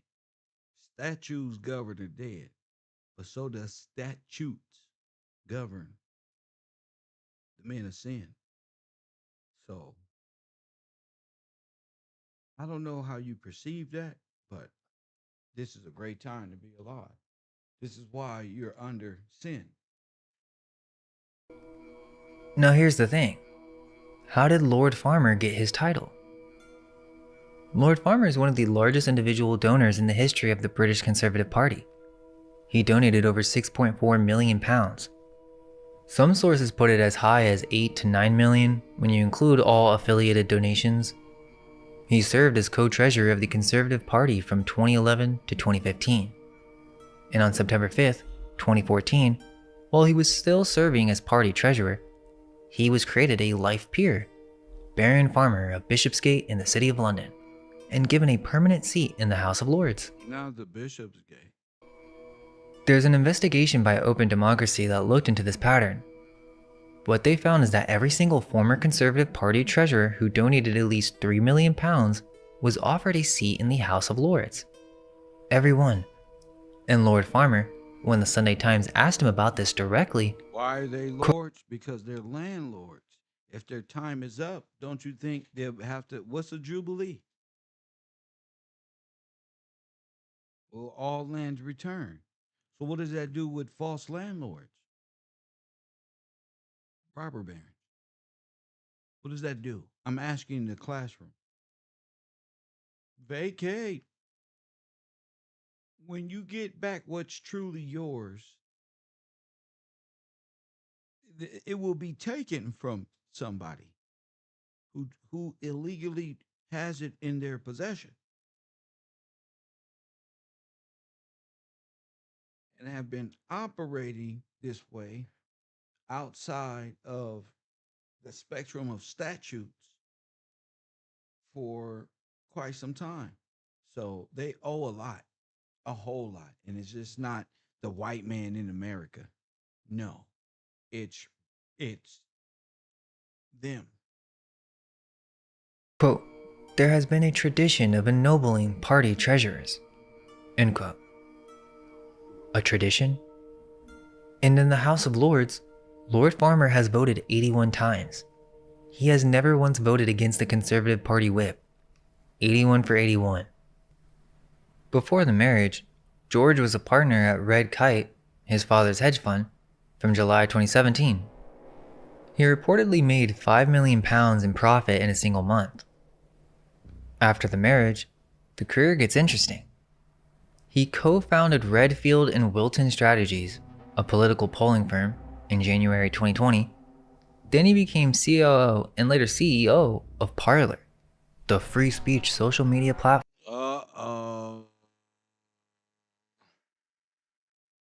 Now you see this? Now I want you to look at something.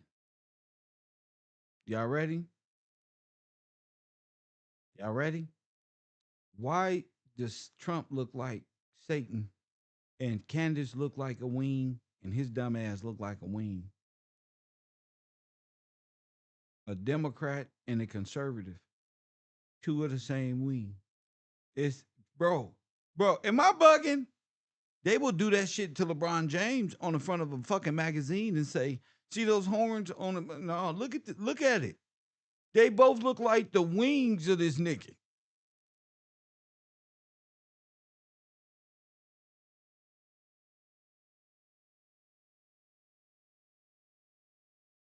I'm looking like, hold on, because you know my eyes see different.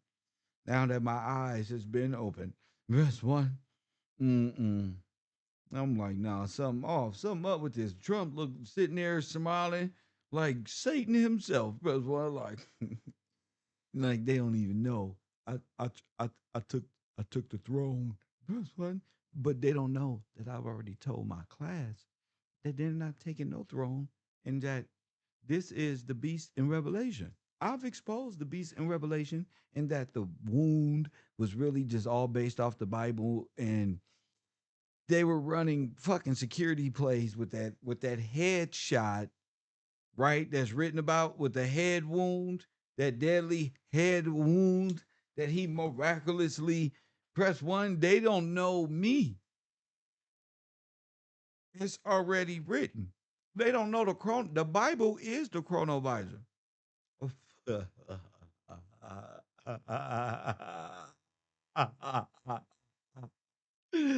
There's only one chronovisor, bro. And Chronos until his reign ends, bro. Until you free. But it's only one chronovisor, sir. And it's not at the Vatican. It's in everybody's house. That's what is called the Bible.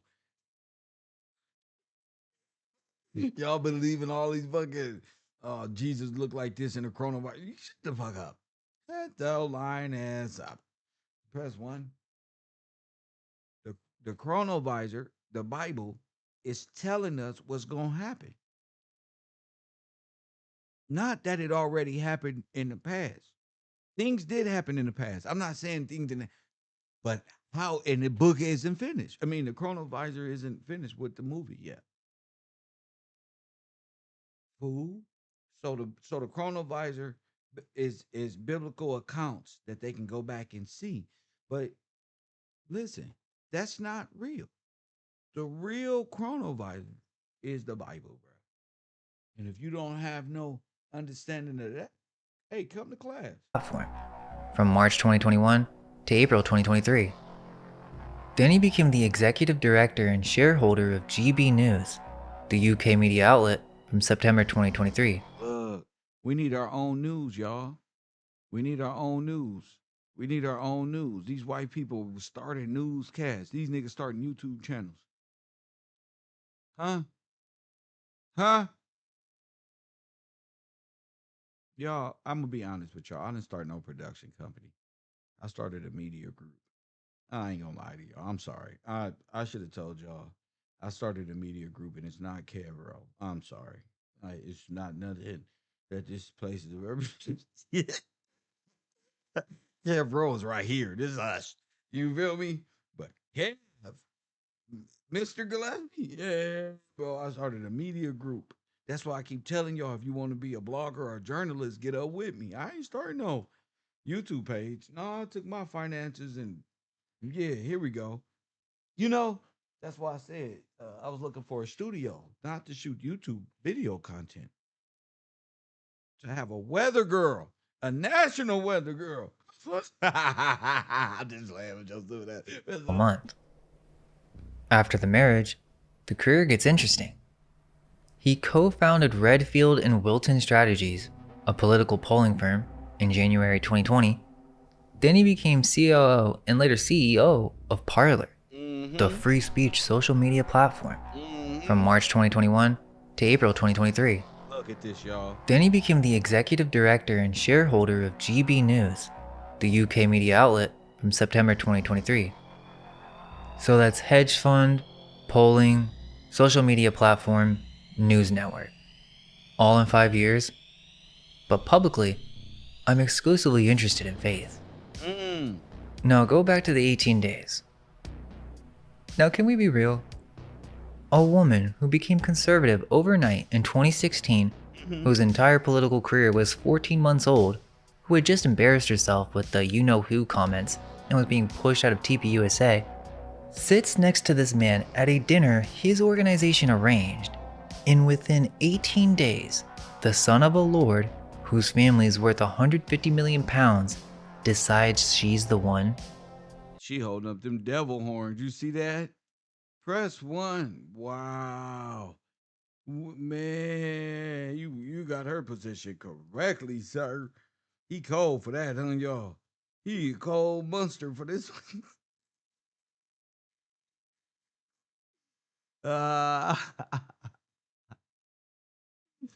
What does the devil horns really mean? Let's get out of the Illuminati. Okay? Let's get back to reality. Now the name. Shahel. Lord Farmer's full name is Michael Shahel Farmer.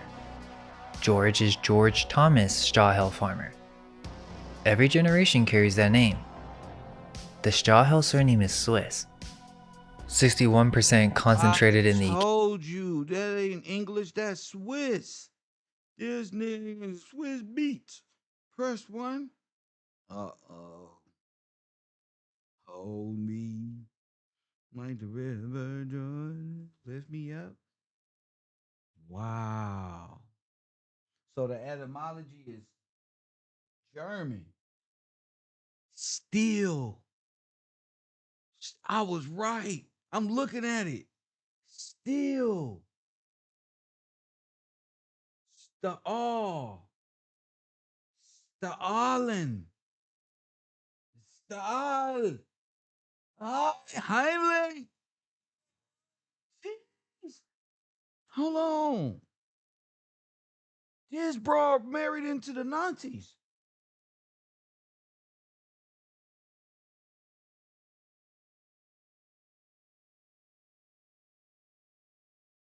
What the fuck? What the? In real life, not just my YouTube perception. Jeez. Canton of Zurich, records going back to the 13th century. I don't believe this. Now, some of my viewers have claimed this is Swiss Templar bloodline. I'll have to look into that more. But what I can tell you is, the name is Swiss, and it's centuries old. And this family carried it from the continental European commodity trading world into the British House of Lords in one generation. Okay, but let's talk about what George did at Oxford. Because this is the part that neither Candace nor George ever talk about. Come on.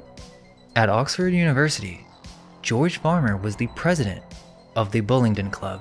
Not the... Now, if you're a... Not the Bullington. Keyword, bull. Not the devil horn. Not the Bullington Club. Candace Owens. Press 1. Oh, damn it. Her family is Illuminati. She's a damn Rothschild. Nah, bro. Nah, my nigga. This broad is a Rothschild. Red. Oh my goodness. I can't. American, you may not know what this is. But if you're British, you know exactly what this is. And you know it means something very specific about a person who was in it. The Bullingdon Club was founded around 1780. All male, invitation only. You can't apply. Oh, all males. You know what that is, sisters? See, in my group, in my club, hey, yeah. Hey, man, what the hell going? All males. No, my nigga said, Nas a fool. I rock hoes, y'all rock fellas, and now y'all trying to take my spot, fellas. That's wow. Yeah, I'm out of here, man. Y'all You have to come from one of the wealthiest families in the country, and existing members select you. The uniform alone costs £3,500. So what do? What they did? They hold grand dinners at expensive venues and then they destroy them. What? That's the tradition. Smash the place up, pay for the damage in cash. The initiation involves the bullhead. Y'all see it? What? Now, if you're American, you may not know what this is. But if you're British, you know exactly what this is. And you know it means something very specific about a person who was in it. The Bullingdon Club was founded around 1780. All male, invitation only. You can't apply. You have to come from one of the wealthiest families in the country, and existing members select you. The uniform alone costs £3,500. So what do? They hold grand dinners at expensive venues and then they destroy them. That's the tradition. Smash the place up, pay for the damage Wow. The bullhead. in cash. The initiation involves members invading your room and destroying everything you own while you watch. Police have been called to Bullingdon events. George Farmer was president in 2010 when police were called to Hartwell House Hotel for criminal damage. Okay, but here's why any of this matters. There's some important people in this club. 2 kings, Edward VII and Edward VIII. 3 prime ministers, David Cameron, Boris Johnson, Archibald Primrose, the 5th Earl of Rosebery. 2 chancellors of the Exchequer, George Osborne, Lord Randolph Churchill, Winston Churchill's father, Oh, this is Nat happening. Rothschild. Told you. That's the photo they tried to suppress during their political careers. Cameron, Boris, all of them. This club has produced more British heads of state per capita than any organization in the country. So for Americans, this is basically Skull and Bones at Yale. Same structure, same function, 3 US presidents from Skull and Bones, 3 UK prime ministers and 2 kings from the Bullingdon Club. George Farmer was the president of it. Now we're just getting started. You know what's even crazier? This all connects to the files. There's an email in the EFT archives, EFTA 02416209. It's from a man named Nick Lees writing to Jeffrey Epstein. Now Lees was close to Epstein. Epstein called him my boy. He was based in Singapore. And in this email, Lees is discussing British politics and he writes, quote, Eton, Oxford, Bullingdon running the country. What a wheeze. That's a private email to Epstein from a man he considered family. And in a separate email from the same Nick Lees, he introduces Jeffrey Epstein to a woman named Nicole Junkermann. If you know about Epstein research, you've probably heard that name. Junkermann is a known Epstein associate connected to Ehud Barak. Lees writes to Epstein, my great friend Nicole Junkermann is considering moving to Singapore. May I have her call you? EFTA 02414840. These motherfuckers is a bunch of spies, and I have to see him. What the hell is you doing in Singapore? Just guess. Oh my goodness. They stole Parliament. Yes. Exchequered. You heard that, right? This is you can see when you when you see it from a legal perspective, you see exactly what they took over and the time. And medieval time was not that long ago. I'm going to call this one the Rosetta Stone. Prince Andrew writes to Epstein, quote, you should know that I was seeing David Rowland, my trusted money man who you should know from a long time ago. He saw Hugo Swire, the new Minister of State Northern Ireland, and Hugo asked him a very direct question about whether or not I was still seeing you. David Rowland, Conservative Party's largest donor and designated treasurer, forced to resign because the press called him a shady financer. Come on. Prince Andrew calls him my trusted money man?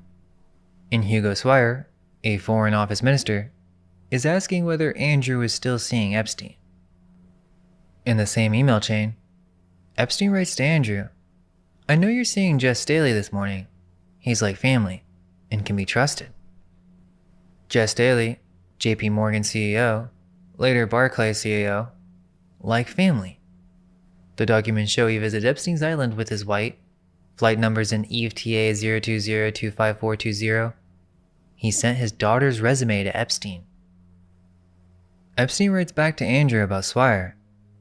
I used to shoot with Hugo. His great friend, Nick Lees, is coming to see me next week.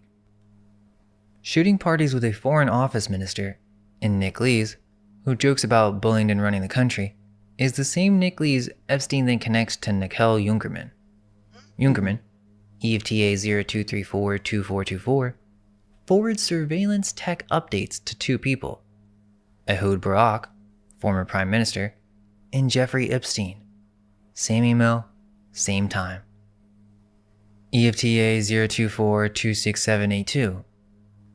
Nat Rothschild, Bullingdon Club, sends a private deal called Project Concordia to Jess Staley at JP Morgan. This is wild. This is wild. This is wild. This is wild, bro. All of the great work. Lord Mandelson forwards the entire chain to Epstein with two words. Interesting. Protect. EFTA 018896668. Remember I said George Osborne, Chancellor of the Exchequer, Bullingdon Club? Oh. His chief of staff was a man named Ian Osborne. This is what Candace is doing. She's distracting from this shit. Ian Osborne emailed Jeffrey Epstein directly. Subject line, confidential. Quote, I spoke to George Osborne. He is certain that Jess's name was never put to him for a yes-no on Barclays, and he's equally certain that he would not have opposed it. So the Chancellor of Exchequer's own chief of staff feeding confidential information about banking appointments to Jeffrey Epstein. About Jess Staley, the same man Epstein called like family. And in a separate email, EFTA 018-76305, Epstein's assistant Leslie Groff writes, quote, You have mentioned Ian Osborne and Peter Thiel.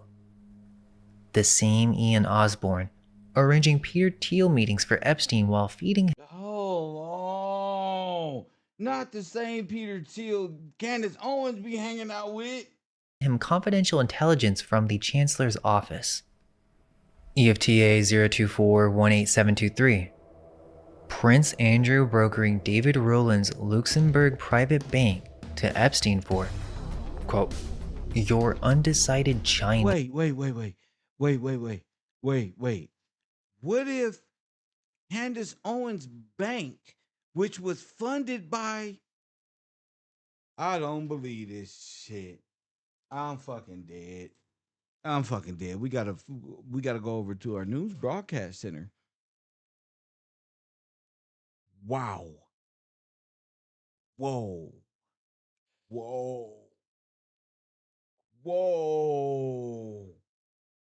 Wait a minute. Who funded Candace Owens' bank? Not the reptilian. Hold on. Press one. So Candace Owens' bank was funded by Peter Thiel, and guess what? Oh my goodness. Oh, it just hit me. Chinese? Andrew writes, perhaps this is an avenue for your undecided Chinese, and he agrees that concentration should be on who pays who and when.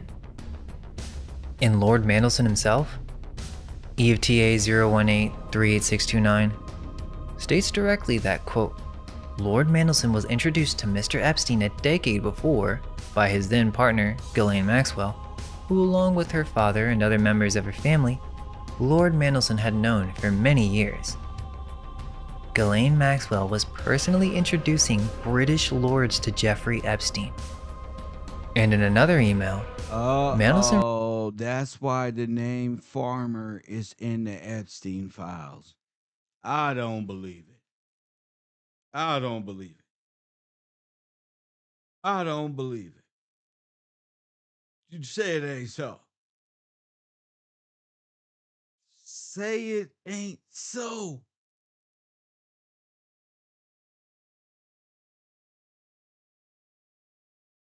Could the farmers hold on? We this is a whole conversation in my real YouTube page. If not my real rights to YouTube, this is my real one. But I mean my little corporate persona over there, Mr. Gillespie, the urban conservative. Epstein, quote, need a lord on the board? And in a separate document, Epstein asked Mandelson to arrange a House of Lords tour for his 15-year-old goddaughter. And Mandelson's first question, the very first thing he writes back is, how old? How old? Now what's her name? Now when does she want to come? How old? Yeah. And then there's EFTA 000-37470. This is a UK National Crime Agency intelligence report sent to the FBI in June 2020. It's about a woman named Claire Guinness, or Lady Claire Iva, Countess of Iva, married into the Guinness brewing dynasty. Quote, Claire Iva was allegedly a close contact of Epstein and traveled and stayed with him on multiple occasions. And her current position, the one the NCA flagged in the report, president of the NSPCC, the National Society for the Prevention of Cruelty to Children, the UK's main child protection charity. In the email, Shit. Bruh. They whole Amber Alert system. emails, she's sending Epstein property listings. What? Coco Chanel's house in the south of France. And she writes, quote, you could put in super cool for girls, even without aircon. Smiley faces. The president of the child protection charity emailing Jeffrey Epstein about properties that are super cool for girls. Now I need to be clear, George Farmer is not in the Epstein files. His father, Lord Farmer, is not directly named in the EFTA documents. I'm not gonna fabricate a connection that doesn't exist. I'm not saying the Farmers are a part of any network. I'm saying, well, guess who got the paperwork? Guess who got the paperwork, sir? Mr. Gillespie. Wow. this is the world they operate in. And this world has documents. The exact same role Lord Farmer held, Conservative Party treasurer, that's Prince Andrew's trusted money man in the files. The club that George Farmer ran is in the files. It's in the files. That's the one Epstein Circle jokes about running the country. In the House of Lords that his father was given a seat in, that's where Mandelson asked, how old, about a 15-year-old girl. So can we all be honest? Not chicken parm. 18 days is a little strange. Not just a little. 9 months later, she's married at a Trump property with the leader of Brexit as a guest. And both of them call it love at first sight. God's plan. A voice told him. In December 2024, episode 119, George sat down for his first real interview in over 5 years of marriage, and he said this, quote, there are many different women I'm married to because I'm never quite sure who I'm gonna get in one day. You know, it's like someday I'm gonna get one personality, and the next day it's this personality. Ooh. And then you've got your investigative journalist hat on, and then you've got your mother's hat on, and then you've got your Catholic hat on. He's joking, it's a husband joke, but given everything this series has covered about programming, about people who switch between personas depending on who's watching, I'll let you sit with that. Now, in my opinion, from what I've seen publicly, the on-camera dynamic between her and Charlie reads differently than her and George. That's not evidence. I'm not in their house. Right. I'll let you be the judge. Right. Okay, so let me show you something. Back in July 2025, before the documents dropped, Candace launched a whole Epstein series, Dead Men Tell No Tales, 2.2 million views. The Midas Touch, 2 million. Why did they change their tune on Epstein? 1.8 million. So she's building up, she has all this anticipation, millions of people watching, so she's building herself up essentially as an Epstein researcher, the one to go through the files when they come out. February 1st, 2026, 3 million documents drop. Now let's see what she did after that. In 6 weeks, she's uploaded around 100 videos. Bride of Charlie episodes 1, 5.3 million views, episode 2, 3.4, episode 3, 2.8, and then an open letter to Erica Kirk, 3.9 million. 7 full episodes, plus 20-something clips, all Erica Kirk, over 30 million views just on the Kirk content. Her ball episode did 2.8 million, but look at the description. It's Jay-Z on the Epstein list. Right. Nicki Minaj says your favorite artists are Right. in a satanic cult in the Charlie Kirk assassination timeline. It's just entertainment. That's not a woman researching, going through the filings. Now here's what happened while I was making the last few videos. She launched Bride of Charlie to go after Erica Kirk. She accused a dead man's widow of being an intelligence plant. She suggested Erica has connections to Epstein through a modeling agency. Right. TPA USA said Erica never worked there, and no verified evidence has been presented publicly. In the episode where she tried to make that connection, did Erica Kirk know Jeffrey Epstein? Right. Dropped on March 11th, 2026. You know what else dropped on March 11th? Part 5 of this series. The same exact day. And then, within 48 hours of Part 5 going up, Candace posted about Project Monarch on X. She's mentioned MK Ultra before in passing. She did an episode in 2022. But a specific post about Project Monarch within 48 hours of our Part 5? Talking about how the world will soon know. Now people may see this as good. However, look at the language she is using and the direction. Now I'm not saying she copied me or stole my work or anything. I'm saying she saw it. And if she saw it, then that means she might know what's in the files about her husband's world. She told you she knows all about Project Monarch. Okay. Then And make if you're the talking global elites, then that the bullying club in Skull and Bones is where you're at, buddy. video. Not about Erica Kirk. About this. About the Bullingdon Club. About the Bull. About everything we just showed you. Your fans deserve that. And I'll give her the benefit of the doubt. Maybe she's building up to it. But my issue is, well, we know she likes to talk about the ball stuff, right? I'm gonna say bail so it's a little bit easier. So she made the video, Bail So Hard. And on March 12th, she tweets some wild stuff about bail to Ben Shapiro. So you guys know she talks about bail constantly. Okay, so let me show you some crazy stuff. Because I don't think she's looked hard enough. Now look at her husband's club. The Bullingdon Club.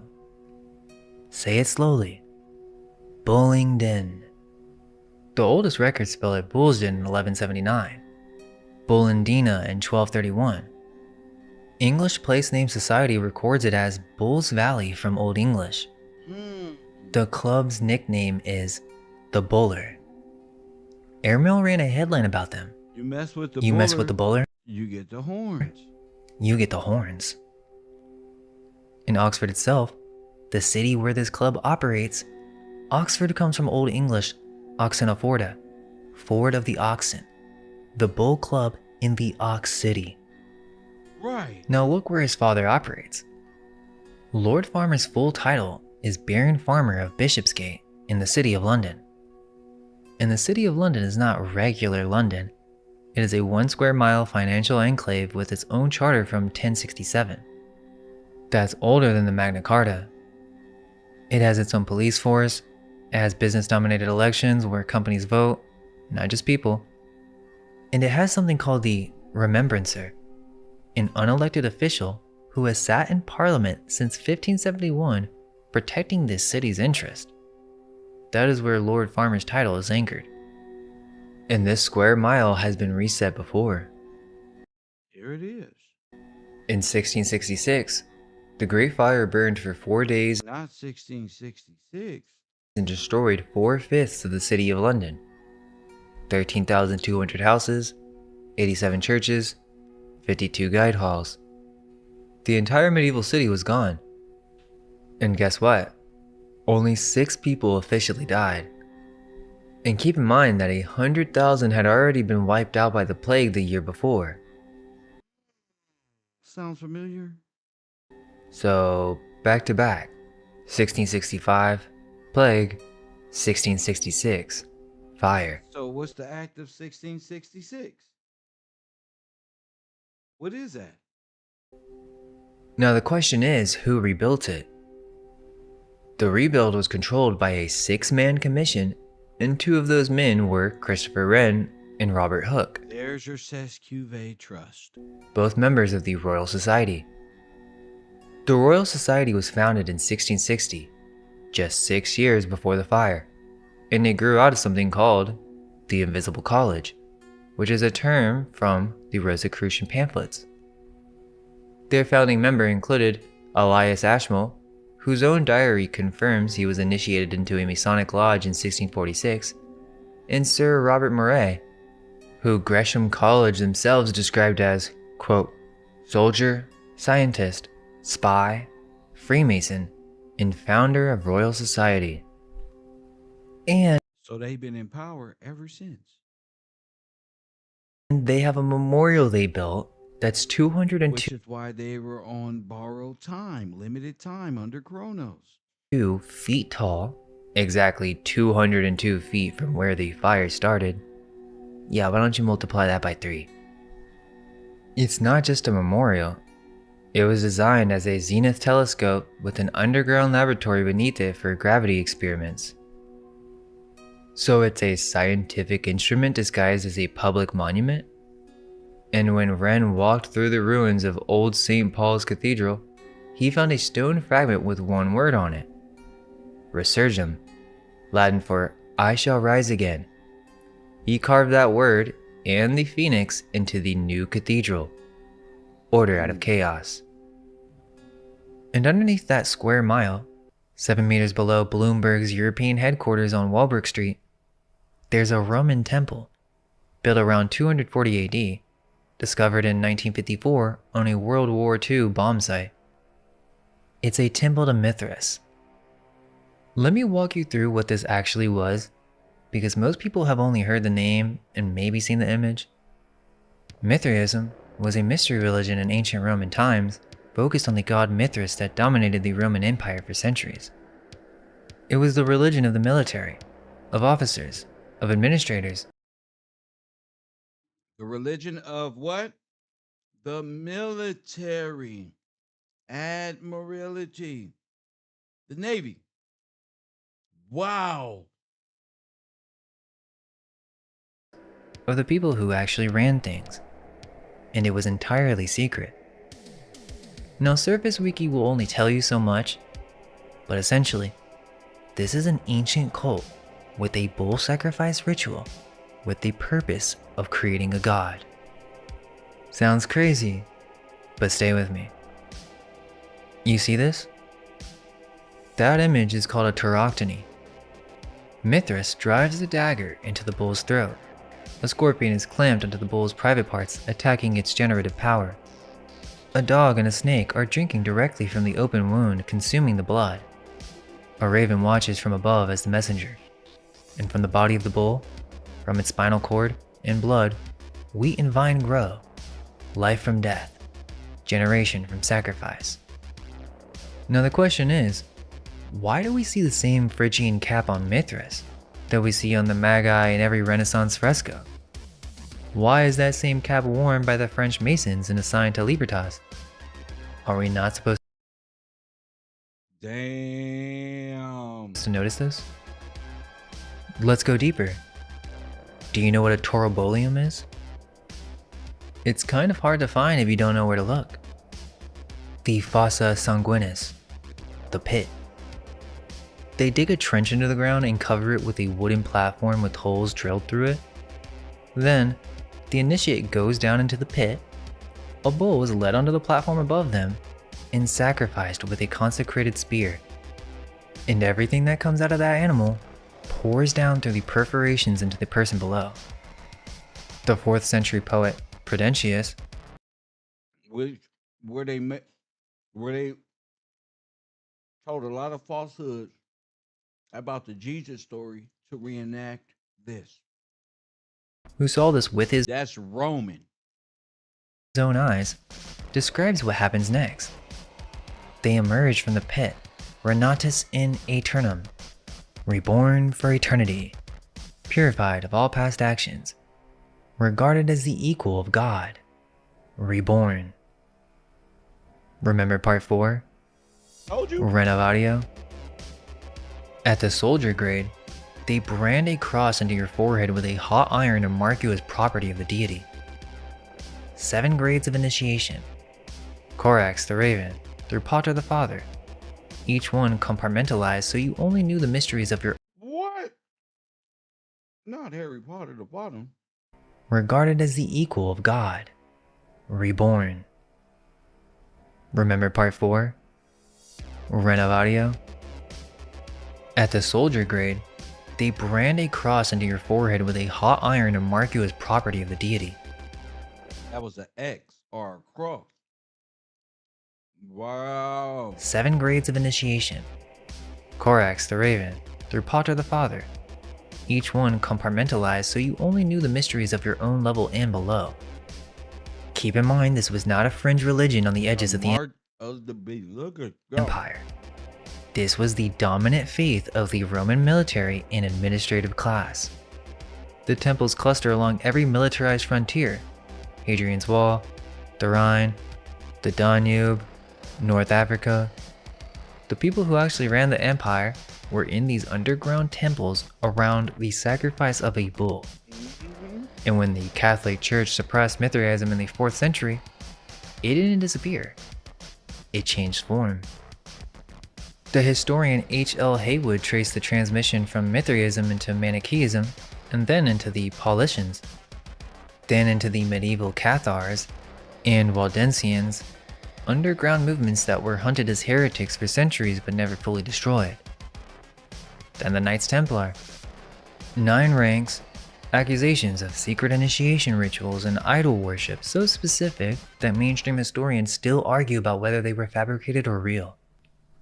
Let's remember that even Crowley claimed Baphomet, the idol the Templars were accused of worshipping, was derived from Father Mithras, Pater Mithras, the highest grade of the cult. And then, Freemasonry. Albert Pike, the most authoritative Masonic writer who ever lived, the idol the Templars were accused of worshipping, was derived from Father Mithras, Pater Mithras, the highest grade of the cult. And then, Freemasonry. Albert Pike, the most authoritative Masonic writer who ever lived, in Morals and Dogma, 1871, explicitly describes the Mithraic 7-grade ladder as a Masonic symbol. 7 altars consecrated to 7 planets. The candidate passing through 7 stages of initiation through fearful trials. He called Freemasonry the modern era of the ancient mysteries. That's the supreme commander of the Scottish Rite. Michael Tessarian maps this all out. Adonism, to Mithras, to Sol Invicti, to Christianity, to Templarism, to Freemasonry, to the British Empire. Same cult, different centuries, different clothes. Okay, so now let's talk about British intelligence. The structure of MI5 and MI6 is the Mithraic structure. Compartmentalized information, need to know clearance levels, graded hierarchy, oath-bound secrecy, recruitment by selection, not application, secular rank irrelevant inside the apparatus. And even the Nazis knew it. Heinrich Himmler was obsessed with the idea that British intelligence was being run as a Rosicrucian order with occult adepts in charge of MI5. And was he wrong? John Dee, 1527 to 1608, Queen Elizabeth's court astronomer, alchemist, ceremonial magician, and spy, signed his intelligence letters to the Queen with the symbol 007. This is where Ian Fleming got it. Aleister Crowley, confirmed MI5 and MI6 asset, declassified US military intelligence files, says he was an employee of the British government on official business. Crowley is the one who said Baphomet comes from Pater Mithras. His disciple, Maxwell Knight, ran MI5's counter-subversion section B5B and is widely considered to be the model for M in the Bond novels. Come on now. Knight brought the occult novelist Dennis Wheatley into Churchill's wartime deception planning. Fleming knew all of them, based Le Chiffre on Crowley's appearance, named his agent after Dee's signature, and devised a plan with Knight to use Crowley to interrogate captured Nazi Rudolf Hess by exploiting Hess's known obsession with the occult. This is documented in Richard Spence's Secret Agent 666. And then there's the bowling den. I would assume that Candace has heard of it. Now I don't know how much she knows, but I do remember seeing this clip, which is pretty crazy. It would seem Candace knows about Tartaria. I don't really know what's up and what's down, to be honest with you. I don't even believe in the moon landing. Tartaria. So, there you go. There's another one. There's something there. That's very funny. I would. Not kidding. Okay, but I already showed you who was in it. The kings, the prime ministers, the Rothschilds, and we went over the EFTA connections. But let's go a little deeper. So if you know what Tartaria is, then you'll understand. They destroy old world buildings. It's literally a destruction club, a vandalism club. I went through. Exactly. So when they released these motherfuckers in America, what did they do? Destroy. That's all they know. They're a military religious group. every documented Bullingdon incident on record that I could find, and in 1894, they smashed 468 windows in Peckwater Quad at Christ Church. That building is Grade 1 listed, one of the earliest examples of Palladian architecture in England, built in 1706 on a site that goes back to 1246. Grade 1 is the highest designation in the country. Only 2.5% of all protected buildings receive it. In 2005, they destroyed a pub called the White Hart in Fifield, Grade 2 star, built around 1442 as a charitable hospital for the poor. Princess Diana's nephew organized that dinner and he got fined £80. In 2010, they vandalized the Hartwell House, another Grade 1, a Jacobean mansion from 1570 where the exiled King of France signed the document accepting his crown. They started a fire inside the King's Arms, Oxford's oldest pub, licensed since 1607. They trashed the Tudor Room at Weston Manor, a 15th century manor built inside a 13th century moat. Every single venue on record is a historically protected building. They don't just smash up chain restaurants. It would seem they go after old world architecture. And the newspapers in 1894 described the morning after Peckwater Quad as looking like, quote, the explosion of a bomb. The initiation follows the exact pattern we just traced. Mithras, to the Templars, to Freemasonry, death, and rebirth. I already told you about the initiation, how they destroy your room while you watch. Why? And what does that even mean? Radek Sikorski, who went on to become the foreign minister of Poland, describes what happened to him. He said in the middle of the night, a dozen screaming figures burst into his room and demolished everything he owned. And then after everything was destroyed, Boris Johnson walked up, shook his hand, and said, "Congratulations, man. You've been chosen." So in a way, that's the rebirth. Think about it. What other logical explanation is there for doing this? It makes no sense. And the landlord of that pub they destroyed in 2005 said, each time I pulled one of them out of the melee, they apologized to me and were extremely polite, but then jumped right back in. It seems like some kind of ritual. So why are they doing rituals? Apparently members also swear a code of silence they call omerta. Boris Johnson, when reminded of the club, reportedly whispers omerta, omerta under his breath. An insider who spoke to the Daily Beast called it, quote, institutionalized bad behavior where you're rewarded for getting drunk and doing as much damage as possible. Institutionalized? That's fraternal language. This is what you want to be connected with, Candace? And if so, why won't you talk about it in more detail? I do see that you're talking about Freemasons and rituals related to Charlie Kirk, but this is definitely all connected. Evelyn Waugh attended Oxford in the 1920s and watched the Bullingdon firsthand. He put them in his novel, Decline and Fall, as the Bullinger Club, and described their dinners as the sound of the English county families baying for broken glass. Tom Dryburgh, who was there at Oxford with Waugh, said his satire was, quote, a mild account of the night of any Bullingdon Club dinner in Christchurch. Such a profusion of glass I never saw until the height of the Blitz. He's talking about the German bombing of London in World War II. After 1894, the club was banned from meeting within 15 miles of Oxford. Yet they came back. Winston Churchill himself, speaking in Parliament in 1910, this is Hansard, the permanent record.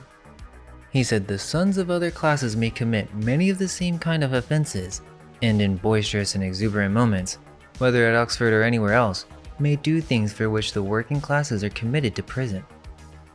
Basically, we're the elite class and we can do what we want. If the working class does this, you go to prison. Also, did you know that there is a Masonic lodge at Oxford called Apollo University Lodge number 357? You can only join if you've matriculated at the university. 3 Bullingdon Club members were initiated into this one lodge. Prince Leopold, Queen Victoria's youngest son, Bullingdon member, initiated into Apollo Lodge in May 1874. Provincial Grand Master of Oxfordshire by age 22. The Masonic press was openly discussing making him Grand Master of all England before he died at 30 from hemophilia. His brother, Edward VII, Grand Master of England for 27 years, personally proposed him for membership. Roger Lumley, 11th Earl of Scarborough, in the 1925 Bullingdon Club photograph, initiated into the same Apollo Lodge on the 3rd of May 1923. Roger Lumley became the Grand Master of the United Grand Lodge of England, the highest Masonic office in the country, for 16 years, 1951 to 1967. He achieved what Leopold was being groomed for before he died: Bullingdon dinner jacket to Grand Master's regalia. And then Cecil Rhodes, Bullingdon member, initiated into Apollo Lodge in 1877. And on the same day he became a life member, the same day he sat down and wrote what he called his Confession of Faith. In it, he wrote, I become a member of the Masonic Order. I see the wealth and power they possess. Why should we not form a secret society with but one object? The furtherance of the British Empire. And then this. We should have its members placed at our universities and our schools and should watch the English youth passing through their hands. And he did it. The Society of the Elect in 1891, modeled on the Jesuits and Freemasonry, which became the Round Table movement, which became the Rhodes Scholarship, which is still operating out of Oxford today. And it's not just the Bullingdon Club. There's a web. The Gridiron Club, founded 1884, the political networking arm. David Cameron was a member of both the Bullingdon and the Gridiron simultaneously, 1987 to 1988. He ran the Destruction Club and the Power Club at the same time. John le Carré, the spy novelist, was a Gridiron member while working for both MI5 and MI6 as a student at Oxford. Rory Stewart, Gridiron member, his father was vice chief of MI6. And Stewart chaired something called La Cercle, a secret invitation-only foreign policy forum that the conservative MP Alan Clark described in his diaries as, quote, funded by the CIA. Stewart never declared this to Parliament. Then there's the Piers Gaveston Society, named after the rumored lover of King Edward II. There's 12 members. Guests loaded onto buses with blacked-out windows in the Ox City. And he proposed to Candace Owens in 18 days. That's wild, right? That's really wild. One of the wildest things I've seen so far, anything besides myself. I've been researching this and going at this stuff for years. Hit the like button and subscribe. I did a show years ago on this matter, and it tried to explain to people we have to find what's at the end of this yellow brick road. Press 1. See, Kev been on this for years, and who did I say? Look. Put an end to slavery. In 1833, Ma'am, George Washington. Wait, excuse me. Afro-Americans. That's documented, let alone what was stolen. Let's just say that's so all of these people are former slaves and invented every damn thing after they were former slaves. And you ain't invented nothing. So if they former slaves and invented all this, where you come from?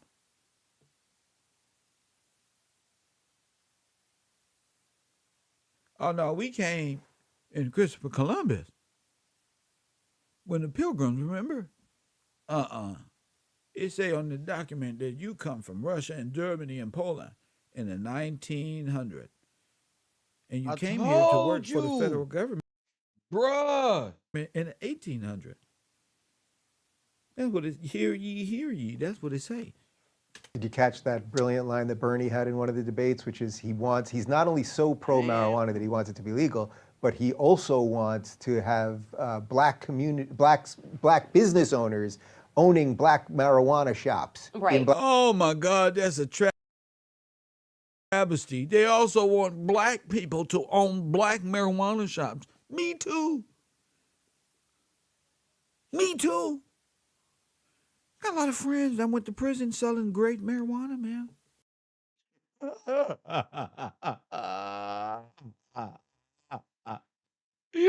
And I wasn't lying either. Press what? No. I'm the finest smoke you ever smoked before. But hit the like button and subscribe. Let's see what I'm doing here before I get out of here, because I got a practice run to do today. And press 1. It'll be okay. Mic check. Hold on. See, this was the early years. Press 1. Hit the like button and subscribe. Lloyd of London, son of a banker, would see something so magical in a speech from Candace unless he got something else on his brain. I told you. Didn't I say it? First off, just want to say thank you for having us. I mean, what an incredible place. Liberty University, what a place. Forget the Ivy Leagues, forget Oxford, forget Cambridge. This is where it's happening right at, people. And that's coming from an Oxford man right there. I was sitting in bed last night reading some of these incredible little postcards you write for us. Zachary Youngdale, Alana Rivera, Scout Powell. Thank you all for such incredibly welcoming messages. It was really, really sweet of you to do that. Honorable family. They address him. You damn right I'm Professor Gillespie. If he's honorable, what am I? So about a bit about me, is that what you want, David? Yes, so I was born and raised in London. I went to school in the UK, and I went to Oxford University afterwards, studied theology. He studied religion, how to speak religion, jargon. But in the kind of academic sense of the word, so more a sort of liberal arts degree. And after that, worked in banking for a while, then Press one. Boom. Shame. So who? Candace Shame. never been in banking. We don't know Shame. Candace Owens for being no damn banker. What she know about banking? Not her. Not Candace. Not Candace. So this Swedish guy here. Get rid of PayPal for who? Oh, you're a co-founder. With who? Him? Back to Lloyd of London? worked with my father and Let me see. Floyd Lloyd George, his way in. Oh shit! They trying to find identities. Press. Damn. They trying to find identities, bruh. Damn. Is known as the Dragon Slayer, because back then they wasn't playing by these false rules. These are the same. These are the people who went from religious to the corporate state, who turned you from a natural man to black in law. Press one to a strawman. To a strawman. have the bar associate over you. These are the lords of London, and then their banking names is the Lloyds of London, and then their religious name is the Orthodox and the Catholic. Press one. Damn. Coffee and Kush TV, man. It was a pleasure coming on the air. Tomorrow's class. Make sure you're there. Tomorrow, first thing in the morning class.